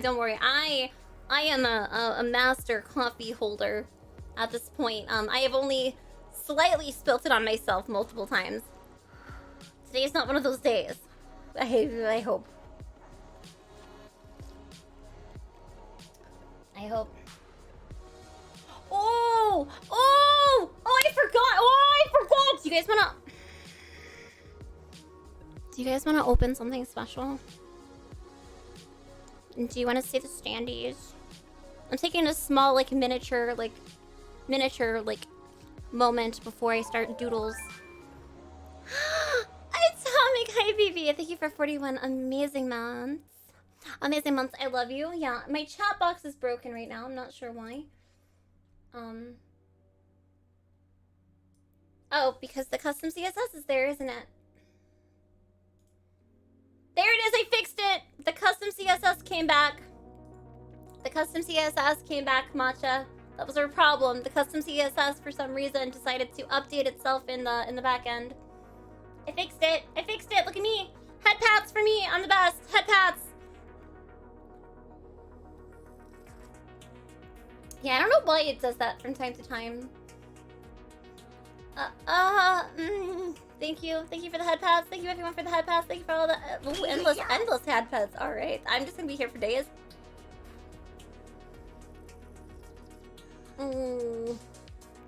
No you? What's the no you for? No you. Reverse. Uno reverse. I'm gonna make a Meowchi no you card. I'm gonna like slap a Meowchi. I'm sorry for whoever gets this pin. I've just like I've smacked it. I'm sorry. It's been wrist smacked. Like you get a wrist smack now. So it's a lack of respect. I'm done. I have to be done now with my brain. We have to be done. Oh, I do have some good news though. Couple of announcements. And then we're gonna get back into our sponsored doodle. I'm gonna doodle. Well, I shouldn't say it's a sponsored doodle. It's a sponsored stream. I decided I wanted to doodle something with the palette because the main goal was to make a palette, but now I want to draw something with the palette. So, oops. Don't smack a Meowchi. No, I'm not gonna smack a Meowchi. I promise. Not scared of you, Meowchi. No. How you doing today, Atomic? How you doing, baby? Welcome on in. We're doing a giveaway for a signed version of my Meowchi Sparkle Charm. Yeah, how was your convention? How was your con? Let us know how your con was. Speaking of cons, guess who's going to her first PAX? I'm going to my first PAX. I'm going to PAX East. I'm really excited. I've never been to PAX before, so I'm going to PAX. I'm gonna be going with the Cookie Brigade. I'm pretty excited. So I'm gonna go, and I'm actually gonna make a PAX exclusive, or I should say a PAX released pin. I'm gonna make a very, very small amount of these pins, and I'm gonna take them to PAX. So I'm actually going to be releasing a different color of my self-care. So there's gonna be a third version. It's gonna be the PAX version. So I'm gonna do a different colorway for this pin. And it's in Boston, I think. Boston. Let me check. I can't words today. I think it's in Boston. I think. Yeah, it's in Boston. Yep. March 23rd through March 26th. So I'm gonna be gone that weekend. I also have Colorado Anime Fest that I'll be at. So March is gonna be kind of like busy. So I'm not gonna have nearly as many streams in March. So, you know, but I'm excited. So 𝐂𝐎𝐍 is gonna be great because guess what happened, guys? My body pillows just got shipped yesterday. My body pillows that so many of you have been waiting for and chomping at the bit for are coming in. The mild and the spicy. They're all coming in. It's gonna be great. It's gonna be amazing. I can't wait. They're coming in. They will be here for 𝐂𝐎𝐍. All of you that had giveaways from the August subathon, your standees are here. So if you want a standee from the subathon, your standees are here. They are so cute. Look at how pretty they are. So model standees are here. So if you won a set of these or an individual of these. These are shipping out this weekend, along with cards, because again, I had a really, really busy week, so I'm going to be shipping out all of my my 𝐂𝐈𝐓𝐇 cards, the signed cards, the extras, the wiggle stickers. But this one in particular, this is a limited edition. This is a holographic star version. Come on, come on. This is a holographic star version. So this is a, there's only 15 pieces of this one. There's only 15 pieces of this one. I'm gonna take this to Colorado Anime Fest, but I'm gonna have one of them available on Friday's stream, and I'm gonna have one of them available on Saturday's stream this week. So don't miss the rest of stream this week. We're gonna have only 2 of these signed available for giveaway. For that, the rest of the stock will be going to Colorado Anime Fest, and then the rest will after that go to PAX if there's anything left over. So we have those, and then regular standees are going to go on pre-order, and body pillows are going to go on pre-order on the 𝐂𝐈𝐓𝐇 in the next 2 weeks, and then they will take about a month before they ship out because they're going to be on pre-order. I only have a very small selection of stock, but I have physical versions of them for photos and stuff now, so I'm really excited for that. But thanks for the follow. Welcome on in. Thank you so much. All right, but congrats to our winner. Who's our winner? I missed it. I missed our winner. I'm so sorry. I missed our winner. I missed it. I'm so sorry. I missed it. I'm so sorry. You have so much need, yes. Well, fun fact, Cruz. The mods have their choice of standee, so you don't have to worry about the giveaways. All of my mods are getting a thank you package at the end of March, so don't worry about needing to enter the giveaways for the glitter one. That you guys are getting one, because I want to say thank you for the modding. It's gonna take a little bit of extra time, because I'm gonna order those special for you guys. But yes, Matcha, you can pay me in other ways, but you do so much for me. Chat, can you please tell my mods to just like shh and like accept my love, because they do so much for me. They do so much for me. Like they have gone above and beyond, especially since I made a resource. Like I was a good girl. I actually put together a I need help page, and I've been asking for more help, and I've been asking for more things, and my lovelies here have been doing so much for me lately. I honestly adore them. I would not be able to do what I do without them. So can we please get some love and hype in the chat for the mods, because honestly, without them, I would not be able to do things as much as I've been able to do lately. I wouldn't be able to take on these opportunities. I wouldn't be able to do these sponsored streams. It's because of the constant love and help that I receive from them that I'm able to pursue and continue doing what I love, which is streaming and creating. So big thank you, because without my lovely mod team, I honestly would be very lost. So give me please just lots of love, guys. Lots of love. No, I don't want you to cry. I just want you to know that I love you, and I'm making care packages, and you're gonna accept my care packages, all right? Quiet. I'm trying to get little acrylic pins that say, oh, I don't want to tell you. I don't want to ruin the surprise. You're gonna get something special that I'm designing for you guys that are just for the mods. Yeah, I'm gonna design a little. I have some special things that I'm designing just for you guys. That are gonna be part of your care package. So it'll probably be around April when I'm able to ship it. But yeah, I have plans, and you're gonna accept my love, and you're gonna just like stop it. Counter and send me care packages. I will unbox that stuff on stream, okay? I will do it. You know I will. Oh my gosh, I get to be like so. I am everywhere right now because you actually get to see my face. Oh my gosh, this is the gooberness that like happens behind my live 2D. So, you're gonna do it? Yeah? Promises. Back it up. Let's go. Ketchup buds. Please don't send me ketchup, please. Matcha, for the love of everything, do not send me more ketchup. Now, the white rabbit candy, you can send me those. absolutely. I will, yes.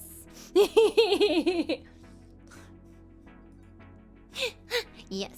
No ketchup! No ketchup stream! No ketchup! None! No ketchup! No ketchup because I'm so... No! Matcha sent me this giant Ziploc of ketchup. Wendy's ketchup specifically. No! I hate that! Ugh, the purple and green Heinz ketchup. No! Ew. Ew, ew, ew. Unboxing ketchup stream. I'm done. I'm done. No. So, welcome. Thank you so much for the raid. Nice to have you here. Great to have you here. Sorry, we're doing for any of you that know me on my VTuber, hello, hi, welcome to my 4D model. This is my human form, so people don't know that, or they don't ask me if I'm cosplaying all the time, because cosplay, what's that? I don't know. So, welcome on in. Thanks for coming on in. Let's get some wiggles. Let's get some love. What were you doing on stream today? For anyone that is just joining us brand new or have never been here before, hello, I'm Riss. I also go by Chimeras. I am a, well, today I am not on my live 2D, I'm on my live 4D. So I'm an artist and designer. I'm also a chimera. I am also a chimera. So I'm also this beautiful being, typically when I stream. But today I have an amazing, oh, that fell apart. I have an amazing sponsored stream thanks to Skillshare. So if you hit !Skillshare, you can actually get a free 1-month trial of Skillshare. No strings attached. You just click it, join it, do the thing, learn something fun and valuable, and then you share it with us on Discord. But yeah, I'm gonna actually get started on a quick little doodle with this palette that we made, just to kind of like, you know, do some fun stuff on stream. So yeah. Oh, Nuzlocke! Yes, you are braver than I. That's for damn sure. Nope. Nope, nope, nope, nope, nope. Nope, nope, nope. I did very badly. Very badly with a Soul Silver one. I did one in Soul Silver, and my poor Torchic. And so Ruby and Cremini, I will never forget. Ruby, just after the 3rd gem, was gone. Ruby was like my pride and joy and my baby, my sweetie, my sweet fire chicken. Ruby was just gone. Cremini, my beautiful little shroomish, got absolutely decimated at one point. So rip Cremini. We will never forget the atrocities committed against Cremini. Would love a 5D model that chat can control. I don't know. Yes, however, mine were not released.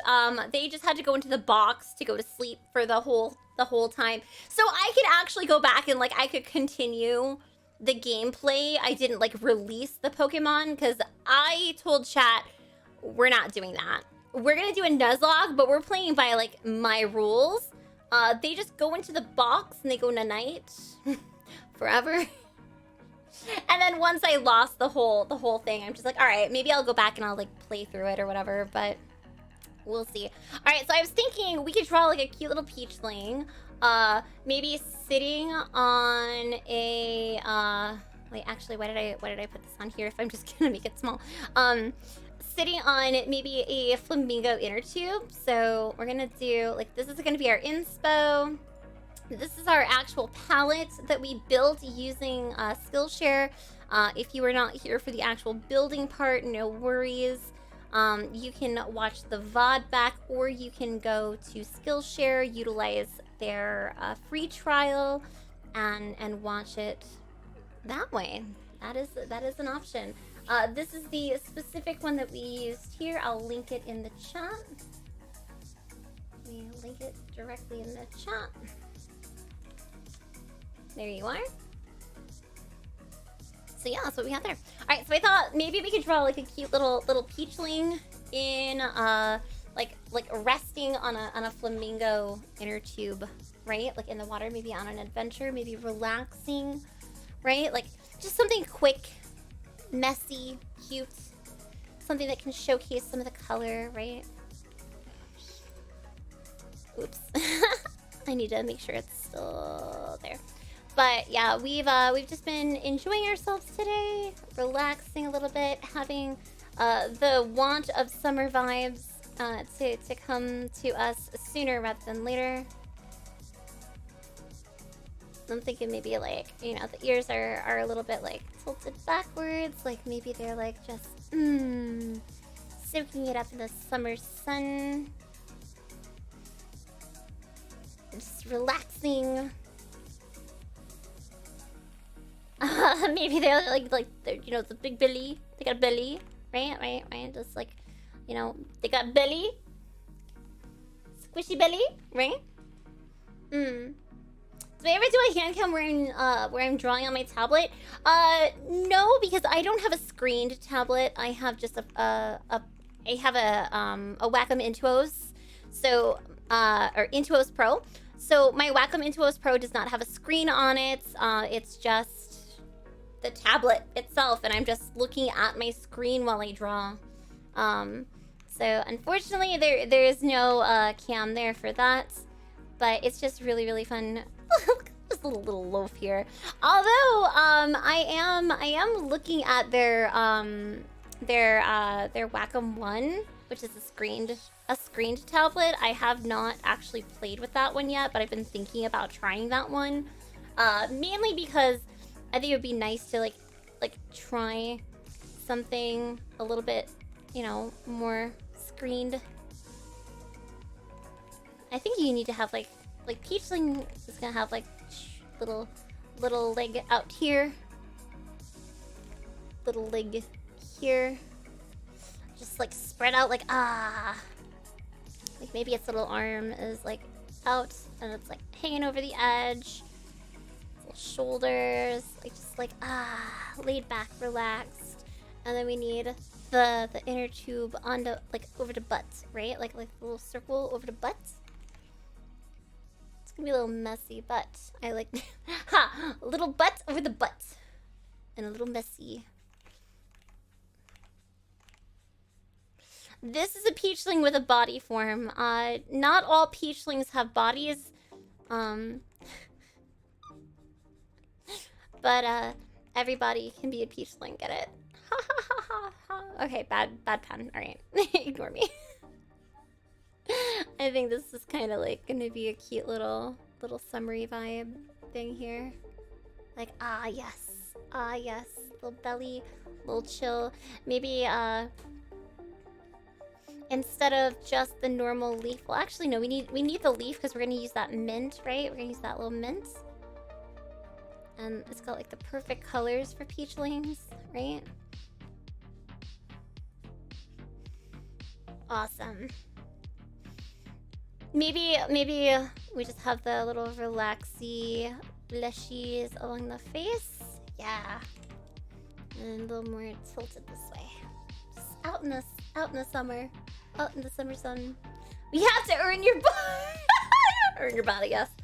Building your apartment summer vibes? Yes. That is so cool that you found that. Yeah, you can find some really cool stuff online like that. Red Lily, that's cool. Here we go. You know what though, Liv, I might try. We'll see. Try that like a screened one or a non-screened one? I'm curious. Have you tried a screened one or a non-screened tablet before? Tell me, chat. What has been your experience between like a screened tablet or a non-screened tablet? I'm like actually curious because I started with an Intuos. I started with just like regular Wacom Intuos, and I was so excited. I literally was jumping for joy when I got my Intuos. I was super excited. I was pumped. I was like, I'm ready to start my digital art journey. And then I took it out of the box. I set it up. I got ready. I sat down. I like got a whole bunch of inspirational stuff out. I had a bunch of sketches ready to go. I loaded up the program. I got ready. I started drawing, and 5 minutes later, I started crying. I packed it up and I put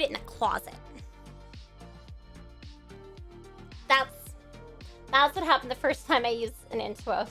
First time I used my tablet. That's what happened. Yes. The reason I started crying, and let me tell you a little bit why. I'm gonna doodle here in a second. Let me tell you a little bit why. Because there is such a steep learning curve when it comes from drawing on paper with a pencil to drawing on a tablet with no screen looking at your monitor. So if you are drawing on your tablets and you can't look down at what you're doing and you're looking forward at the monitor, it is such a disconnect between what your eyes and your brain are seeing visually and what your hand is physically doing. It is such a disconnect that it feels super unnatural.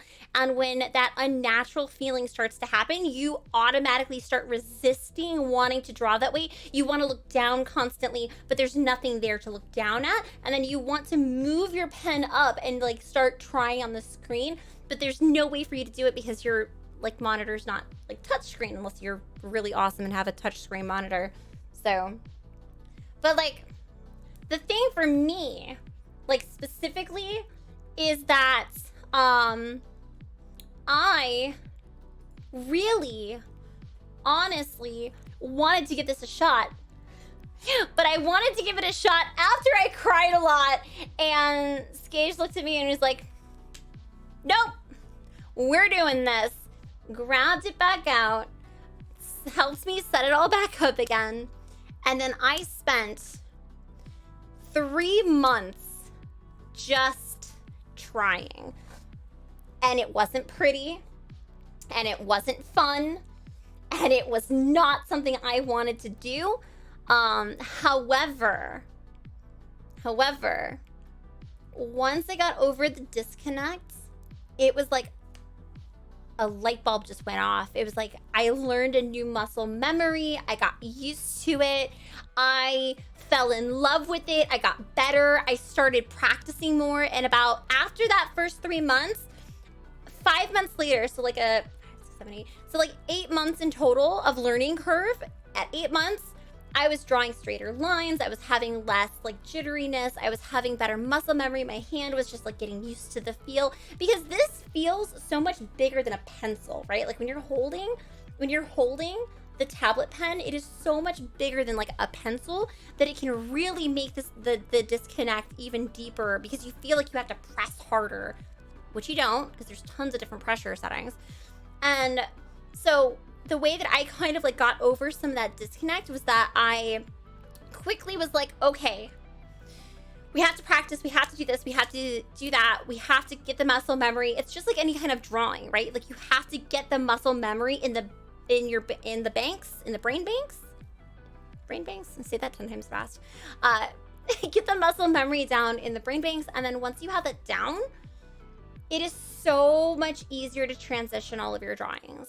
And like I started drawing with a tablet like before there was really like screened tablets at the time.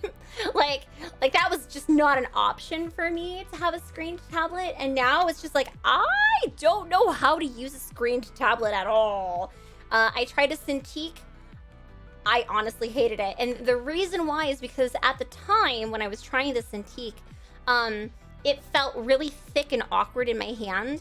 Like it felt really thick and awkward to draw on because of looking, and then the distance between like the pen and the actual tablet, and like how thick the glass was, or how thick it was a really difficult like time for me to try.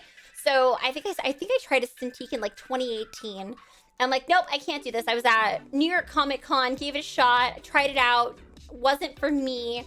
And then afterwards, I decided that, okay, well, it looks like I'm going to be utilizing a non-screen tablet the rest of my life. Well, then I tried an iPad Pro, and like, okay, cool, an iPad Pro is nice and all, but iPad Pro didn't really have like a full working version of Photoshop. It didn't have all the stuff that I was used to. It was kind of awkward. to use some of the other stuff. So like for me, it was just like again another like learning curve. Not so happy to do the thing moments. I'm trying to like curve the beak and make it not look like it's gonna eat somebody's face off. There we go. Hello, Flamingo. Flamingo. I got the Flamingo song stuck in my head. Anyways, so it was like this massive learning curve again, like with the screen tablet, and I really did not care too much for it. So I have just been utilizing my trusty Intuos Pro ever since, and my stream actually is the reason that I have the one I have right now, because it was a stream gift for my birthday like two and a half years ago. It was really, really nice, you know, that we were able to do that and do it together. It was a really like kind of a giant step for me to get like this upgraded. It's really nice upgrade. Look at her little flamingo. The face is so different. I want him to be like laying on the laying against the head, right? Like I want him to be like laying against the head a little bit. Like he's just like excited to lay against the flamingo. Like the flamingo is his buddy, right? And, like it's just his friend. I think it'd be cute. I think it'd be really, really cute. So, yep. No, it could be really tough. But anyways, so I used the iPad. I wasn't a huge fan of it. So I kind of like stopped, and then I saw some reviews for Wacom ones, and I'm like, all right, I think I might save up and try one, and just kind of like see where it goes, because I wouldn't mind trying a screen tablet if it's not like super like hard to draw on. So we'll see. There you go. Ugh. Sorry, I know I like completely rambled and I didn't even look at chat, so I do apologize. But yeah. Ooh, that could be fun, like getting a mount set for it. Yeah. Yeah, only PC has the one-time. Yeah, and I have, oddly enough, I have the one-time purchase version. I have that on my PC. Fun fact though, I don't use it. Like I've had the pro version of it on my PC for like 2 years, and I never have actually like used it. I think I've opened it twice, because I just have not really been in the mood to relearn that program. So I'm just like, okay, I'm not really here for this today. Not really here for this today. But yep, that's how it's going. Thank you for the follow, though. I appreciate it. Also, Tyrant's Eye, thank you so much for that resub for 6 months. I truly appreciate it. I'm so sorry. I was like in the middle of a chit-chatting about all of this when you did that. So thank you so much again for your support. I really appreciate that. All right, I'm liking how this is looking so far. I'm gonna just like erase, you know, the flamingo's entire face. Actually, I think what we need is like to make it a little smaller so that way we see more of the flamingo's head, right? A little bit more of that face. At least the face will be there, and then like we can move the bunny around a little bit here. And then a little chunkier, a little bit bigger. All right, I like how that's looking now. What do you think so far? Are we enjoying it?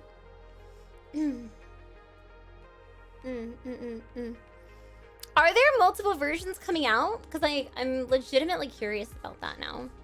Because I know that they've been changing their models, so I wasn't sure if they were gonna have like, you know, a different version, right?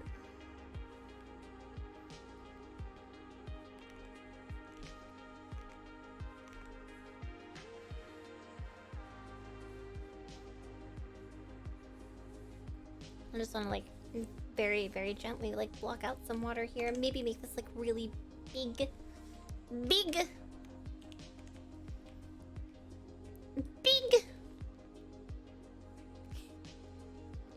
It's just gonna be like a little soft doodle, you know. What are we thinking? Are we enjoying this so far? Maybe we need. Yeah, I think this is pretty cute here. Alright, so from here, let's play with some of the color. Like, I wanna use, we're gonna use white. We're also gonna use, like, the pink, right? Because remember, the pink is gonna be, like, in this area. So, like, it's gonna be, like, partially pink. So, like, this part is all pink. That's all pink. That's white. That's white. This is white. This is white. This is gonna be that really bright popping pink, because this is, like, our pop for the flamingo, right? So we got, like, the flamingo pop. I'm trying to use all the steps that were taught to us. Like, you know, we got the little flamingo. And then you're gonna have more of that light pink right here. Right? I'm gonna have the light pink here. And then we're gonna use the navy. Instead of black, we're gonna use the navy. Right? Because it's gonna be like, that's the color that you're gonna use, like, here. Oh, I'm already liking this. So we're gonna use some of the navy to, like, make this pop here more. And then little bits of the light pink, right? Because they're gonna have, like, the edges are gonna be that light, like, a little bit lighter here. Woo! This is so cute so far. What do you think?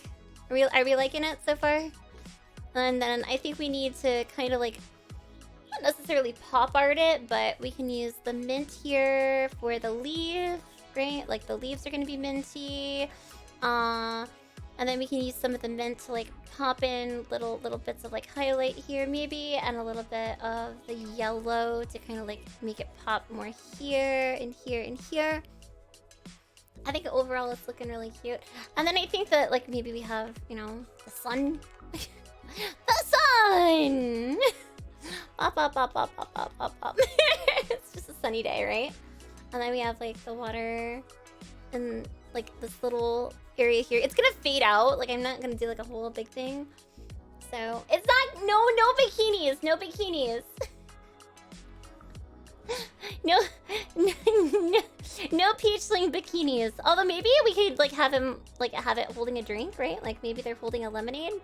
Because I think that kind of would do, like, a thing. So maybe we have, like, a lemonade instead. Like, aha, lemonade. With, like, a cute little straw. And then, like, you know, like a lemon slice. And that would add more of the yellow. I like that. Like, maybe it's just, like, resting on the belly. So it's, like, on the belly. And then you have, like, the shoulder going a little bit down here. A little bit further down with the elbow. Kind of resting here. Right? Sorry, I gotta, like, block out some of these little spaces so that they all fit. But I really like how relaxed, like, this little one is looking. I'm actually gonna move the leg a little bit more this way so it's not so spread out.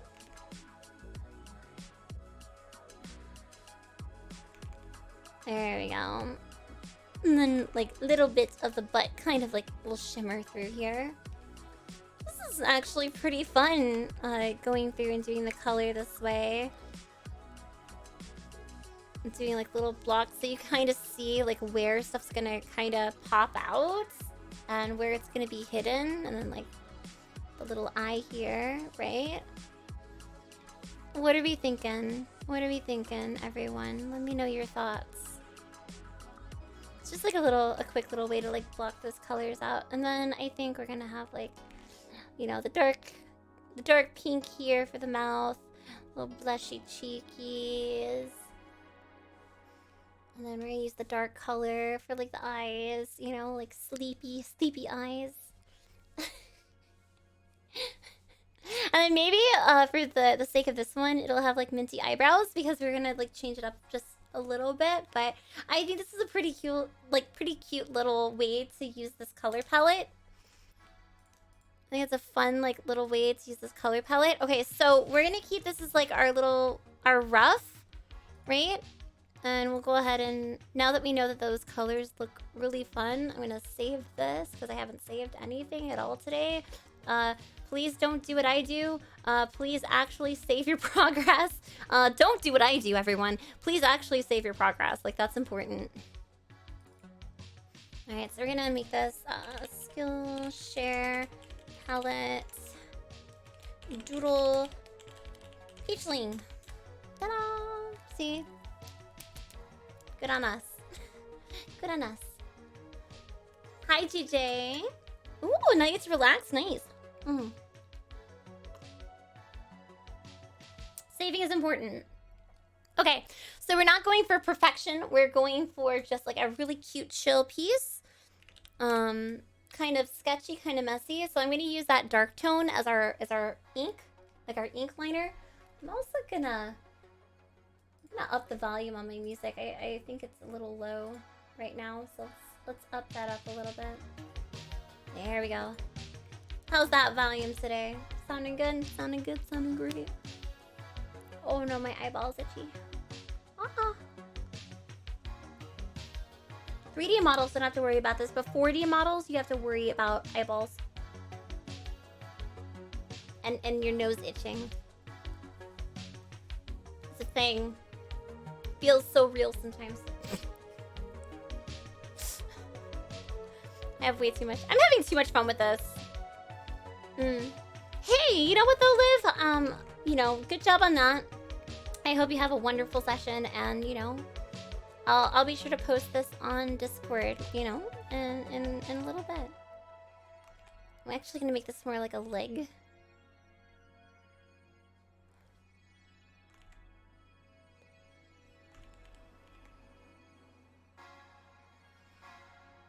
There we go.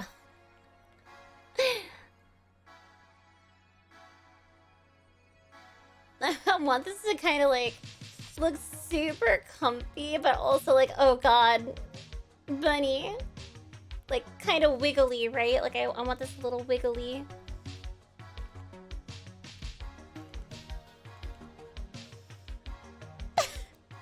I love how puffy this bunny is, right? Like I love how puffy this bunny is with its lemonade.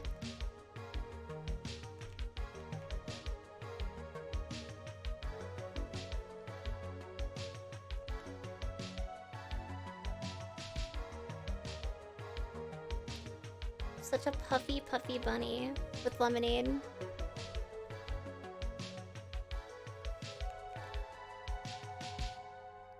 There we go. Just something cute, right? Something cute. Actually, it's a little much right there. Move that in a little bit. It's so puffy though. He's so puffy.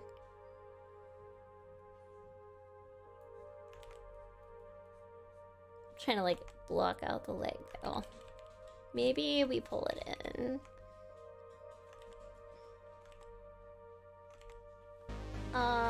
There we go.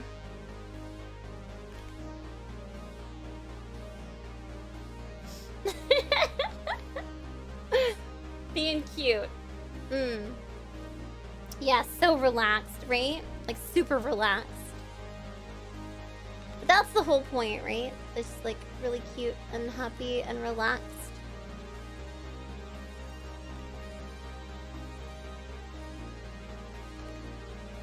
So cute.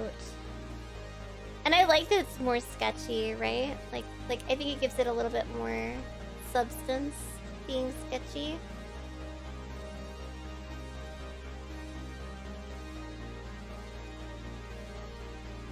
The face is everything. The face is like the truest form of relaxation right now, right? Like truest form relaxation right now. This is like where I wish I was right now. Like in summer. Not winter still. Actually, I think I want to do one of those like cute paper straws, right? Like a cute paper straw. Yeah.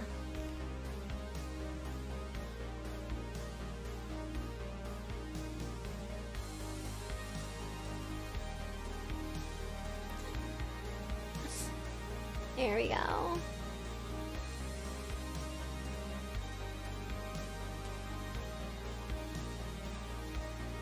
Sweet.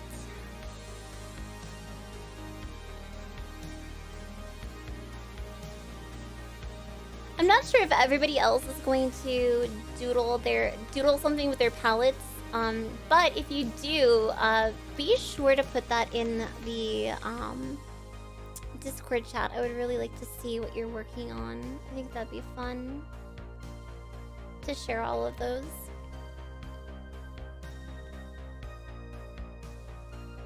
I love the little face. I love the little face like so much. It's like cute, but also relaxed and sassy at the same time. Like, how can he be cute and relaxed and sassy at the same time, right?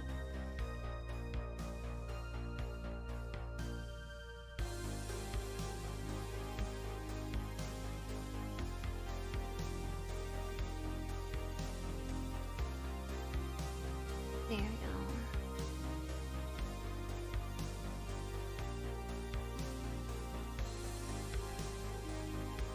Actually, I'll use a little bit of like the dark pink to start accentuating some of this. Like, cause we're gonna use the lighter pink underneath it. So instead of having to use the blue here, we can use that dark pink.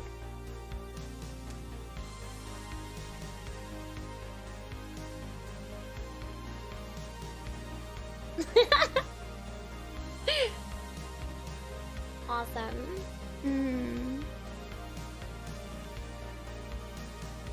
Am I not cute, sassy, and chill? I mean, I am. I would have to agree. I would have to agree with you there. Yes, cute, sassy, and chill. It's my thing. It was really funny because I was like Skage and I were having a conversation the other day about what is considered my Chimeras, like my Chimeras brand, quote unquote. Like, what is that kind of vibe? And we have come to the determination that I am literally comfy chaos, because it is like comfy and cozy sometimes, and then it can be BAM! Chaos.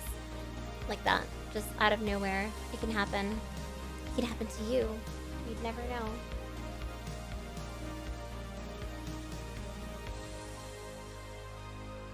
Exactly.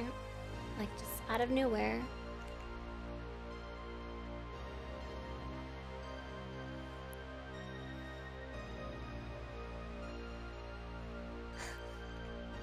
This is like, honestly, the cutest little demo. I'm really happy with this. I'm not gonna lie. I'm pretty happy with this. I like this little flamingo. This little flamingo looks like it's seen some stuff. Like, it has been, it's like, I have seen things in my life. I have seen things, people, and places.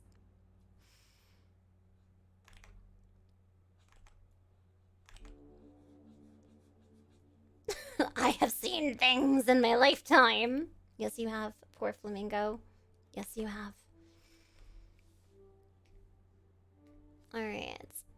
There we go.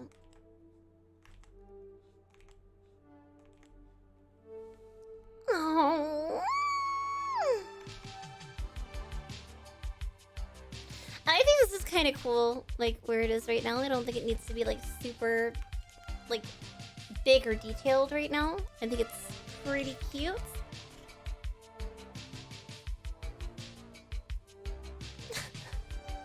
I'm pretty happy with this. What do we think? What do we think, chat? Alright, we're gonna do a solid. We're gonna use like a solid brush to color versus like a sketchy brush. And I'm actually gonna set the lines to linear burn. So that way we can play with darker colors and it'll get darker. So like you can see how it gets darker in the line art here. But before we do that, we are going to first make the line art a little thicker. And then we're going to mask it so that way we don't have any like outside color issues. Which means like any little details out here are probably gonna go bye-bye. Because we can color like over some of that. Happy to see me face cam again. It's not something, I'm not sure if I'm gonna do it often. I might incorporate it a little bit more than once every 7 months. We'll see. Honestly, I've been really self-conscious with that, and VTubing has been amazing. Like, not to be in and out between the two. It's made me happier, but I do also enjoy, you know, doing this from time to time. I've just been really self-conscious. You know, the last time I was really face camming was when my community was still pretty toxic at the time, and we hadn't done a massive cleanup. We hadn't done like a purge of individuals that caused me pain. So face camming for me, unfortunately, has been a little, not to get like weird or deep, it's been a little triggering.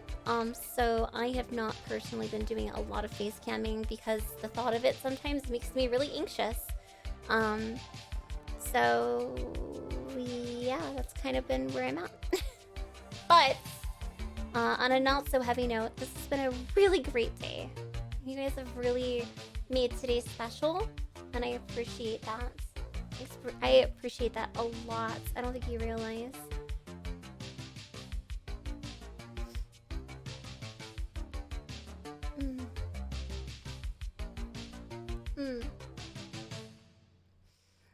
Now that you asked if she looks so cute, your hair is perfect today.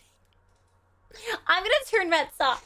Stop it. Stop it. Stop it. Stop it. Stop it. Stop it. Stop it. Stop. Stop. Stop. Stop. I don't know how to. I'm just gonna awkwardly hide in my hoodie for a second. But I do appreciate that. Thank you. That's really, really kind of you to say.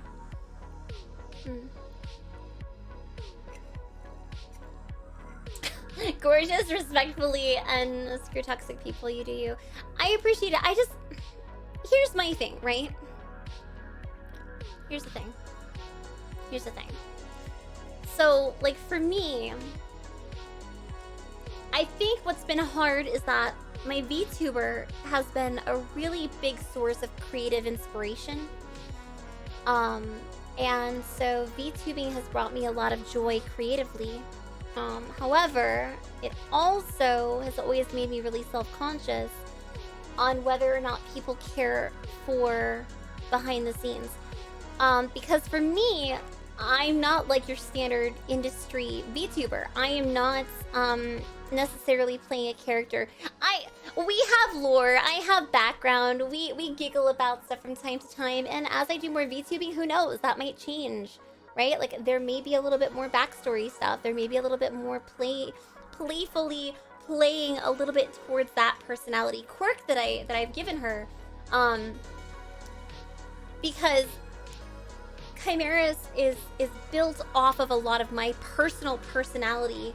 It's just kind of, at times, the quirk is just ramped up a little bit. Like, I'm not an extremely bratty individual, but we may play that up slightly, you know, with my VTuber, right? Like, from time to time, or do something really silly where I go a little bit more spastic.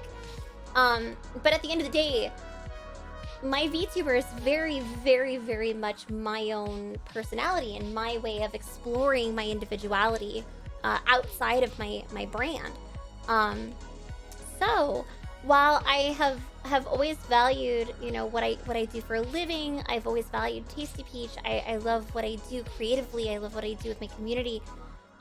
So much of myself has kind of been in limbo lately because I just haven't really found a good balance, right, between what I need and what I want. And part of me has been really, really scared to VTube and a face cam at the same time because, you know, you find people that either only like one or only like the other, and then it splits people up, and then it makes it really hard for new people that have never been there before. So for me, it's like, how does one juggle that and make it cohesive? Well, part of me is like, well, maybe we play it up a little bit and jokingly say, oh yeah, that's my, you know, it's my 4D model, right? It's my 4D model, ha ha ha. And then the other part of me is just like, well, you know, it's the same, just a different look. So I don't know, it's some of those questions where sometimes it's like, well, crap, where's that fine line that's not like over in any which way or the other? And then it kind of just hit me that it's like, well, dang, my community is a really kind community, and so many of you are here for no matter what I'm doing or what I'm saying or what's going on. So at the end of the day, I'm not looking to keep people that don't care about all of me. I'm looking to keep and foster relationships and community with the individuals that care about everything. And so I guess at that point, it's just do whatever I want, right? Do whatever makes me feel comfortable. Well, what makes me comfortable usually is VTubing. I don't have to do my hair. I don't have to get dressed up. I don't have to worry about how I look that day. I don't have to worry about if I don't feel well. It's just a really nice way for me to still be able to interact with people and not be self-conscious. Well, and then there's days like today where we have an awesome sponsor and it makes me so, so excited. But then I'm worried that I'm like, oh crap, face cam, what are people gonna think? Do I have to worry? Do I have to stress out about this? When the actual answer is no. The people that show up are the people that care about everything I do. And that's what I need to try and keep in mind more. So I'm gonna try that. I'm gonna try to keep that in mind more, you know?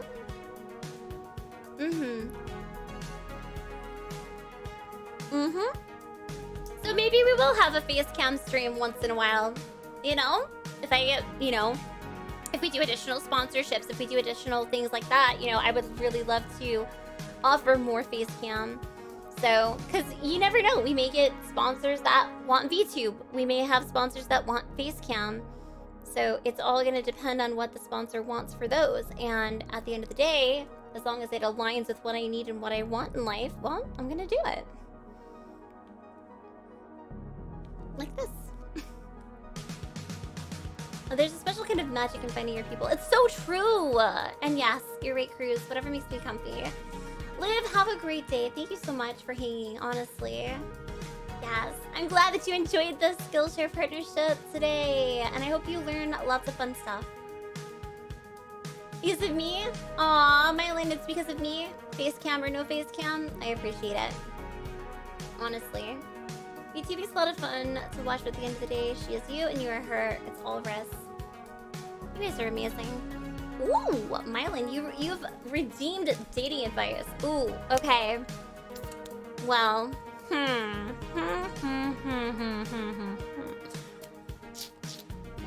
let's see. What's a good one?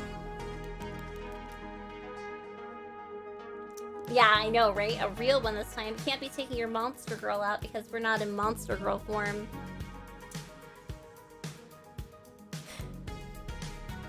Okay.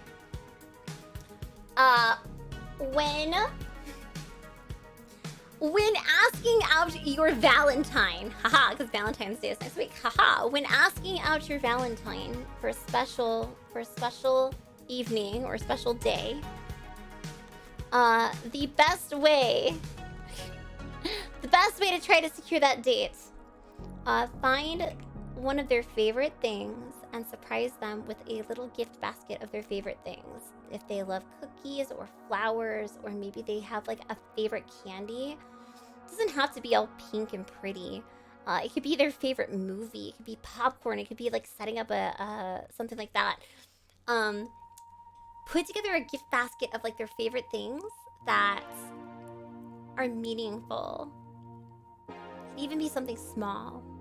Like it could be a favorite movie and a bag of popcorn. I mean, but if it's me, it needs to be like 3 bags of popcorn because like I like popcorn a lot. Like that will be my whole dinner. If I'm seeing a movie, like that's my dinner is popcorn. Popcorn. So there you go. Best dating advice ever. Never give Chimera pickles. Yes, no. Please don't. Please don't ever give Chimeras pickles. That's not nice. Please don't do that. Please. Please don't do that. Please don't do that. I'm baby. I'll cry.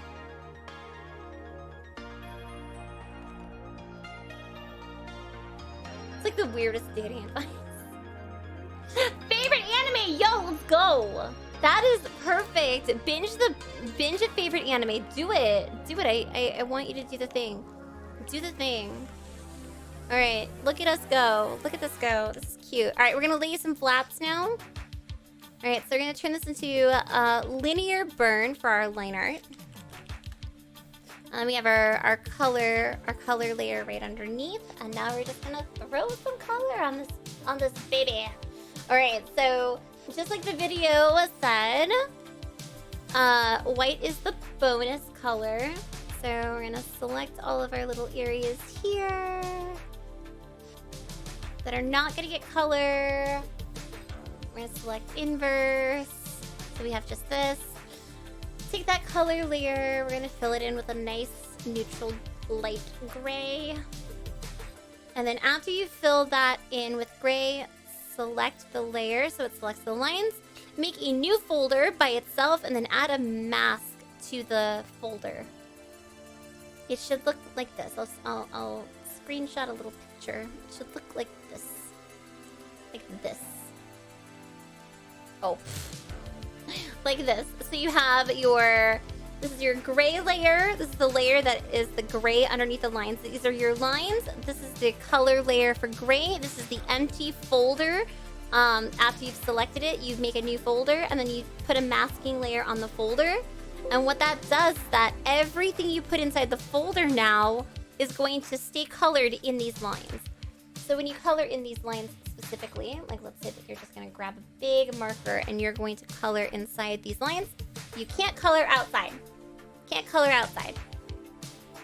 It's so much fun to make those masking layer, like to make a masking folder. So much fun. So that's what we're doing. So I'm gonna just take white now and I'm gonna color in our peachling, because our peachling is gonna have a white base, and then we're gonna do the little peachy color gradients, and then we'll add the other layers for color.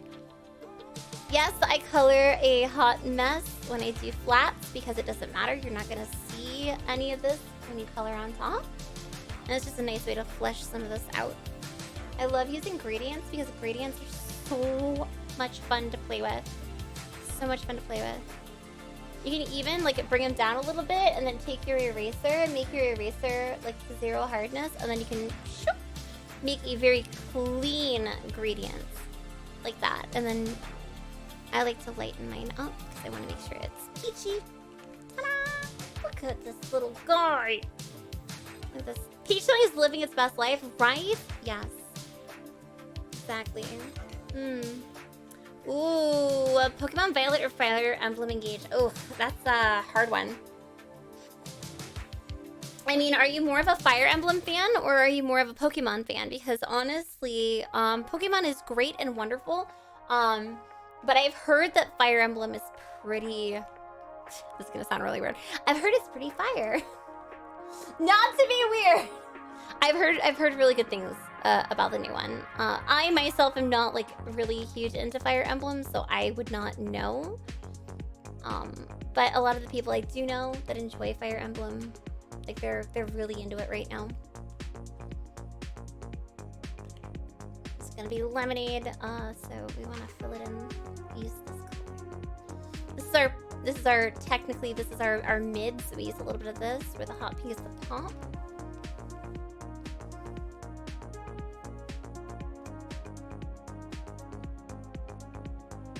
I love that. We can add like little bits of the pink. Actually, I think I'll use white for the stripes. We'll make it like a striped lemonade straw, you know?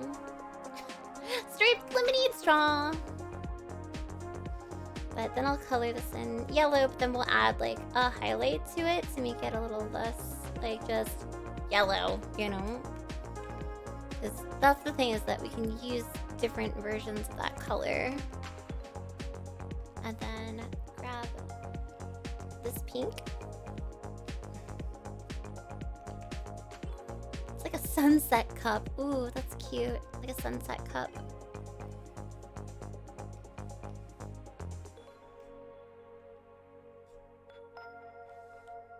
Add a little bit of that yellow in the middle. Oh, I don't have the rounded one. There we go. Playing with our gradients here. Cute.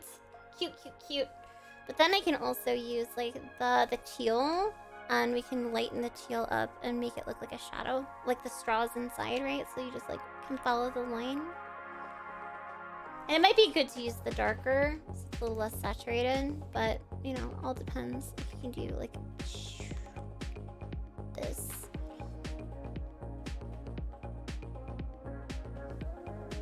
it looks like the straw's on the inside, you know? Straw's inside. I don't know why I'm making pew pew noises. It doesn't make any sense to me, but it's happening. Cute like me, what? Pokemon is great. I really enjoy Violet. Honestly. Also, I'm sorry if I'm missing a bunch of chat. Like, I'm trying to, like, look up and talk, But yes, if you're just tuning in, hello and welcome. We are currently working on just a cute little doodle to put our palette to work. We did a palette piece together here from Skillshare. If you're not familiar with Skillshare, Skillshare is absolutely fantastic. They are a platform where you can learn all sorts of things. And if you hit ! Skillshare, you can actually get a full month for free. So you can learn all sorts of free, fun things. And you can learn everything from, you know, creating your own website to how to put together an SEO, for products, creating a mailing list using different mailing list, you know, websites or ConvertKit, which is what I use. You can put together palettes, like the palettes that we just built together. We went from photo. I'll show you real quick. We went from photo gathering for a summer vibe to picking our favorite colors from those photos to putting together our top 5 favorite colors to adjusting them for dark, light, mid, and pop, and then actually going through and testing the colors here to create a final palette to make sure that they all, you know, worked well together. And now that's what I'm using to color just a little doodle. So that way we can see how all of these colors just kind of work together. And so far, I'm really enjoying what I'm seeing. I think it's a pretty cute and cohesive set. We're gonna be able to just like grab some sections, throw in some cute gradients. Come here, you. I want my... Where's my lasso? There you are. I'm like, where's my lasso hiding? There we are. So like for the wing, I want to have this a gradient here, and then we'll clean it up because it's got that little bit of like pink on the edge. Like you can see how some of them are dark and then light. I want to go light and then dark. We're gonna make this flamingo our own. We're gonna go light into dark, right? We're gonna have like that little bit of light there. Just kind of play with it. And then the same goes for like by the beak. So I'm gonna actually add the navy beak underneath. Like, oop, that's an eraser. That is not a pen tool. That's like the opposite of a pen tool here. Oh, that's not solid. Look at how precious this little guy is. Look at this.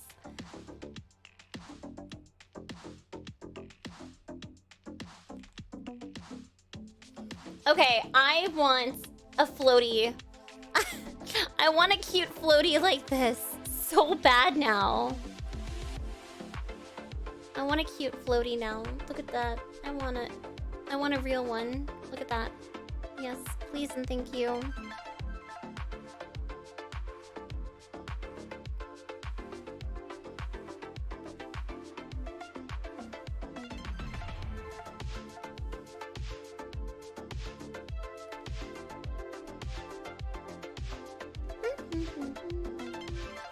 So what's everyone going to be drawing with their palettes? I'm really curious. Like I said, I'm working on like this summer vibe thing here. But I'd be really curious to see what everyone's thinking about drawing with theirs. I want to make it a little softer here.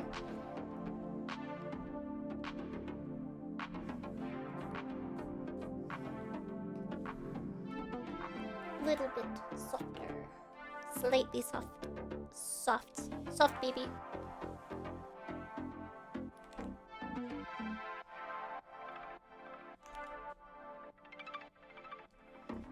I like the shapes though a lot. I think they're really cute.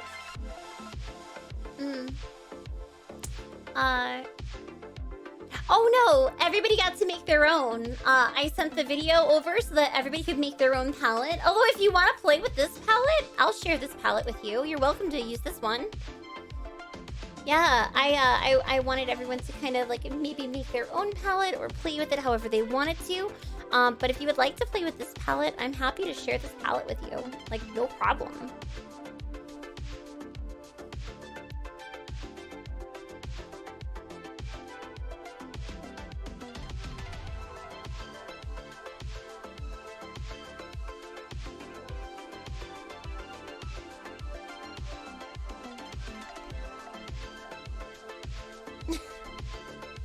Somebody had lots of lemonade.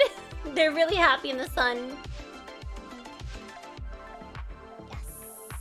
But I really liked how they were talking about utilizing like the dark colored shade. So I'm gonna do that a little bit here.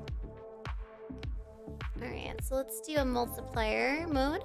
I like to use the multiply layer for all of my shadows, and I have a very special brush that I like to shade with. I say very special because really it's not. It is just a basic Photoshop brush that comes standard with Photoshop. So it's called the Airbrush Pen Opacity Flow, and it's a really nice brush because you can like press hard or you can press really light and it blends into itself quite nicely. So I use this for a lot of my shading and shadowing. So like this is that navy color that we're thinking of using for shadows, and making it really light considering how like light these colors are. So like more of a drastic like in the sun kind of, ooh yeah, we're in the sun kind of thing. And maybe even make this like even lighter because it's kind of like really drastic but also really dark.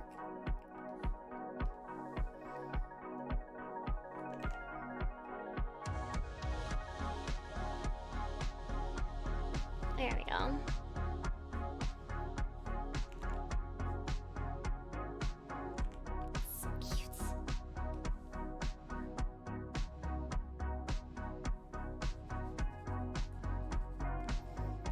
I'll be doing a lot of erasing like around here because we have a lot of the spots to erase. It's kind of messy right now, but that's the whole point.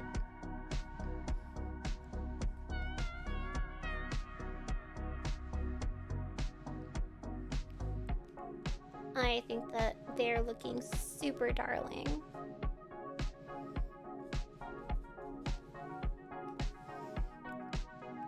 See, and it shades the pink fairly well too. Like it's not overwhelming, and it does make it more of a contrast and make it darker here. And then we'll definitely be playing with it in the very back on this little flamingo. But we'll shade that on another layer. This could be a really fun course though, like just how I like to shade stuff. Some people just enjoy watching others shade and work. So who knows, maybe we'll put something together like that one of these days. The flamingo, yeah, flamingo. Yes. How many shrimp do you have to eat before your skin turns pink? Yep. I do like that one. It's cute. Flamingo. That's gonna be stuck in my head now. Dang it. Dang it. Dang it. Dang it.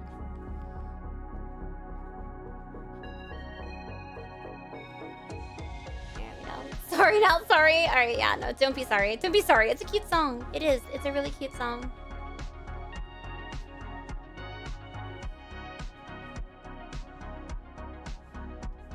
There we go.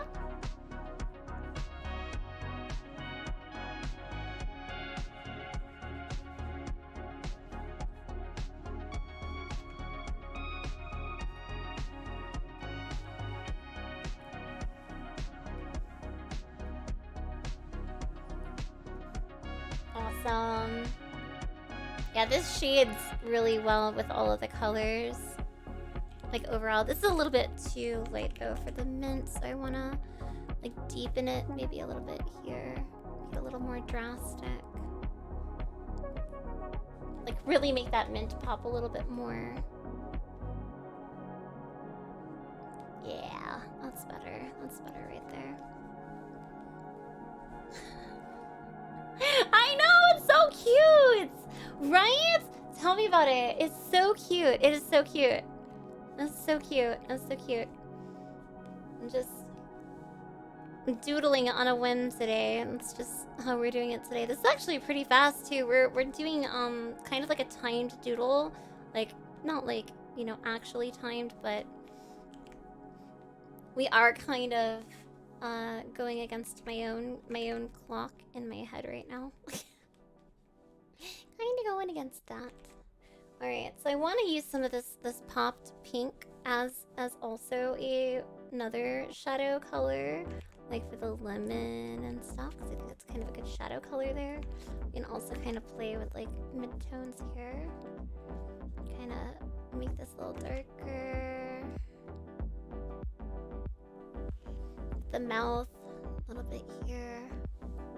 Cute, cute, cute, cute, cute. All right, so now we'll do a highlight layer, and we'll use some of that pink and some of the yellow for highlights too. Because I know that we have a light color and that light color can highlight, but at the same time, that yellow is also a great overlay highlight. So we're gonna use overlays and we're gonna highlight with the yellow a little bit too. This is so cute, thank you. I'm really happy you think so. You see how pretty that yellow looks as a highlight on its own? Like, look at how bright. Look how bright that is. How nice and bright that is. And then, you know, have it as its own, like, little bright pop.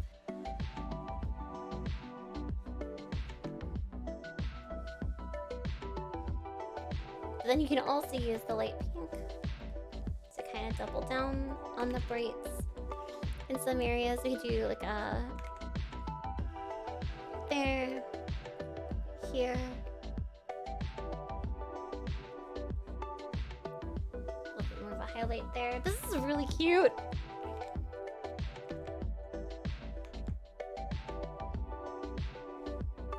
I'm pretty happy with this so far. And then we'll do one more layer and we'll make it a screen layer. And then from there we'll kind of add in little tiny bits of you know, what's a little bit more like white or bright little areas of color that are less colorful.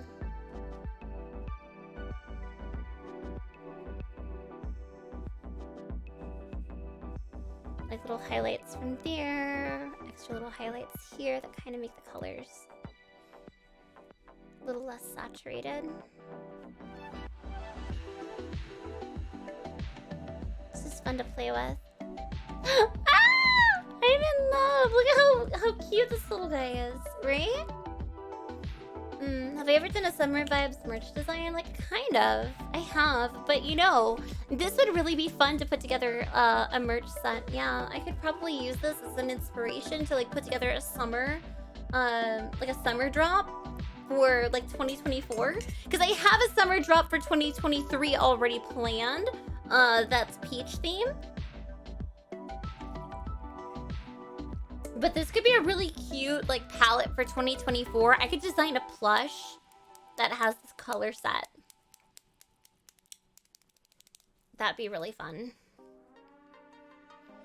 All right, so now one of my favorite parts, okay? So now we have this whole thing together. Let's put it into its own folder. Duplicate, merge it, and now we're gonna do some additional balancing. So I like to do an overall overlay where I'll take some of the colors and we'll just kind of go ham. Like we'll take this pink and we'll do like, you know, little bits here to make it extra poppy and bright. That'll make some of these other colors like stand out really nice. And then we can take some of the yellow and do the same thing. Like the sun is coming maybe a little bit more from like up top, and so you get little bits of that bright yellow here. And then it doesn't need to be quite that big. And then I want to use a little bit of the teal, like maybe on the bottom, like ooh yeah, that water, right? Like the water just hits it down here, gives it that little bit of that blue hue. This is a little more minty. It's a little more minty here. Maybe a little bit of that mint vibe in the shadow, right? You see how all these muted colors kind of like pop a little bit more with the overlays? So I like to lighten those up just a little bit. Now you can see, like if I merge this one together, right? Like if I merge that, and we have, look at how different it is, just that little bit of an overlay with the color pop, right? So, ta-da! We did something really cute with our color palette. Look at how pretty our color palette was. I'm just gonna write thank you on it. So, or actually we're gonna write summer vibes, but I want to use a cute pen. I'm gonna use my pencil pen.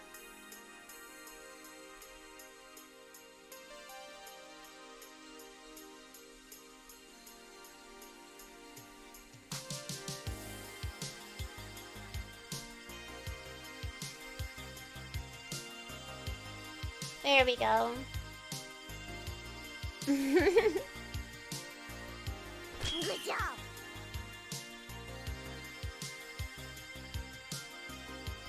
Summer vibes, right? I love it.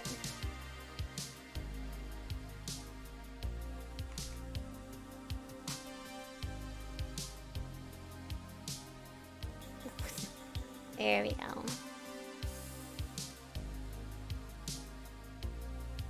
Ta-da! Yay! We did it! Look at that! We did an entire class. We did an entire like breakdown. We made our own palettes. We did our own inspiration board. We doodled something super cute and fun that fit the theme. I think this was a really, really good, productive, sponsored stream. I think this was great. So, yeah. I'm glad that everybody had fun. I'm glad everybody had fun. I had a great time. I had a great time. If you had a wonderful time, if you enjoyed it, if you would love to see more Skillshare stuff, do me a favor. I'm going to send you my tweet from Twitter. My tweet from Twitter. I'm gonna send you my tweet.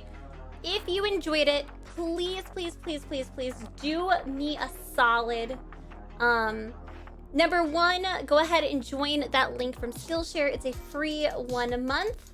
It's a free 1 month, risk-free. You get to do all the fun stuff that we did. However, I would love if you could quote tweet or quote retweet my official Twitter tweet about the Skillshare sponsorship and let me know what you thought of the sponsorship. You can let Skillshare know what you thought. I personally had so much fun. I would love to do something like this again with you guys if you enjoyed it. But yeah, just let me know what you think, and I will be posting this art up on the Discord here shortly. But I think that this is where we're going to head out. But before we head out, just one more time, don't forget, you can hit !Skillshare, get your free 1 month. It'll be fun. I can't wait to learn more with you. And if you did the palette challenge or want to do the palette challenge, feel free to check out what we have in the Discord. Mods, if we could get a link to that palette challenge, I will paste it again. But if I could get this posted on in the art channel so people can try it if they would like, and then we can do something fun together. Don't forget, next 2 streams, Friday and Saturday, you have a chance to win one of my limited edition holographic Chimeras standees. These are not going for sale online. These are going to Colorado Anime Fest and then to PAX East. So I'm holding 2 of them for giveaways, one on Friday, one on Saturday. So be sure to join and tune in for that. Friday is going to be a little bit late. I'm starting at 2 p.m. on Friday, and then we're going to be back to our noon on Saturday, but don't forget about those giveaways. And of course, congratulations to our winner for today's pin. It was super, super fun. And if you would like a chance to check out the PAX pin, I will be sharing that with my VIPeaches, so either on Coffee or the VIP chat, which is my founders, or my Tier 2 and Tier 3 Twitch subs. So you have a chance to see all the VIP stuff, but thank you so much for everything. Honestly, I had a wonderful day. I hope you did too. I'm going to go ahead and do my typical outro. So stick around so you can watch all the fun credits, and we will go ahead and raid somebody. I love you guys so, so much. Thank you for making today absolutely fantastic. I cannot thank you enough for this. Again, huge thanks to Skillshare for all of the love and providing this wonderful code for everybody, the link for everybody, and for the opportunity to learn something together. I really enjoyed that. So yeah, I had a great time. But I will see you guys on Friday, and of course I'll see you in Discord. So stay amazing, and I will see you soon. Bye. Bye.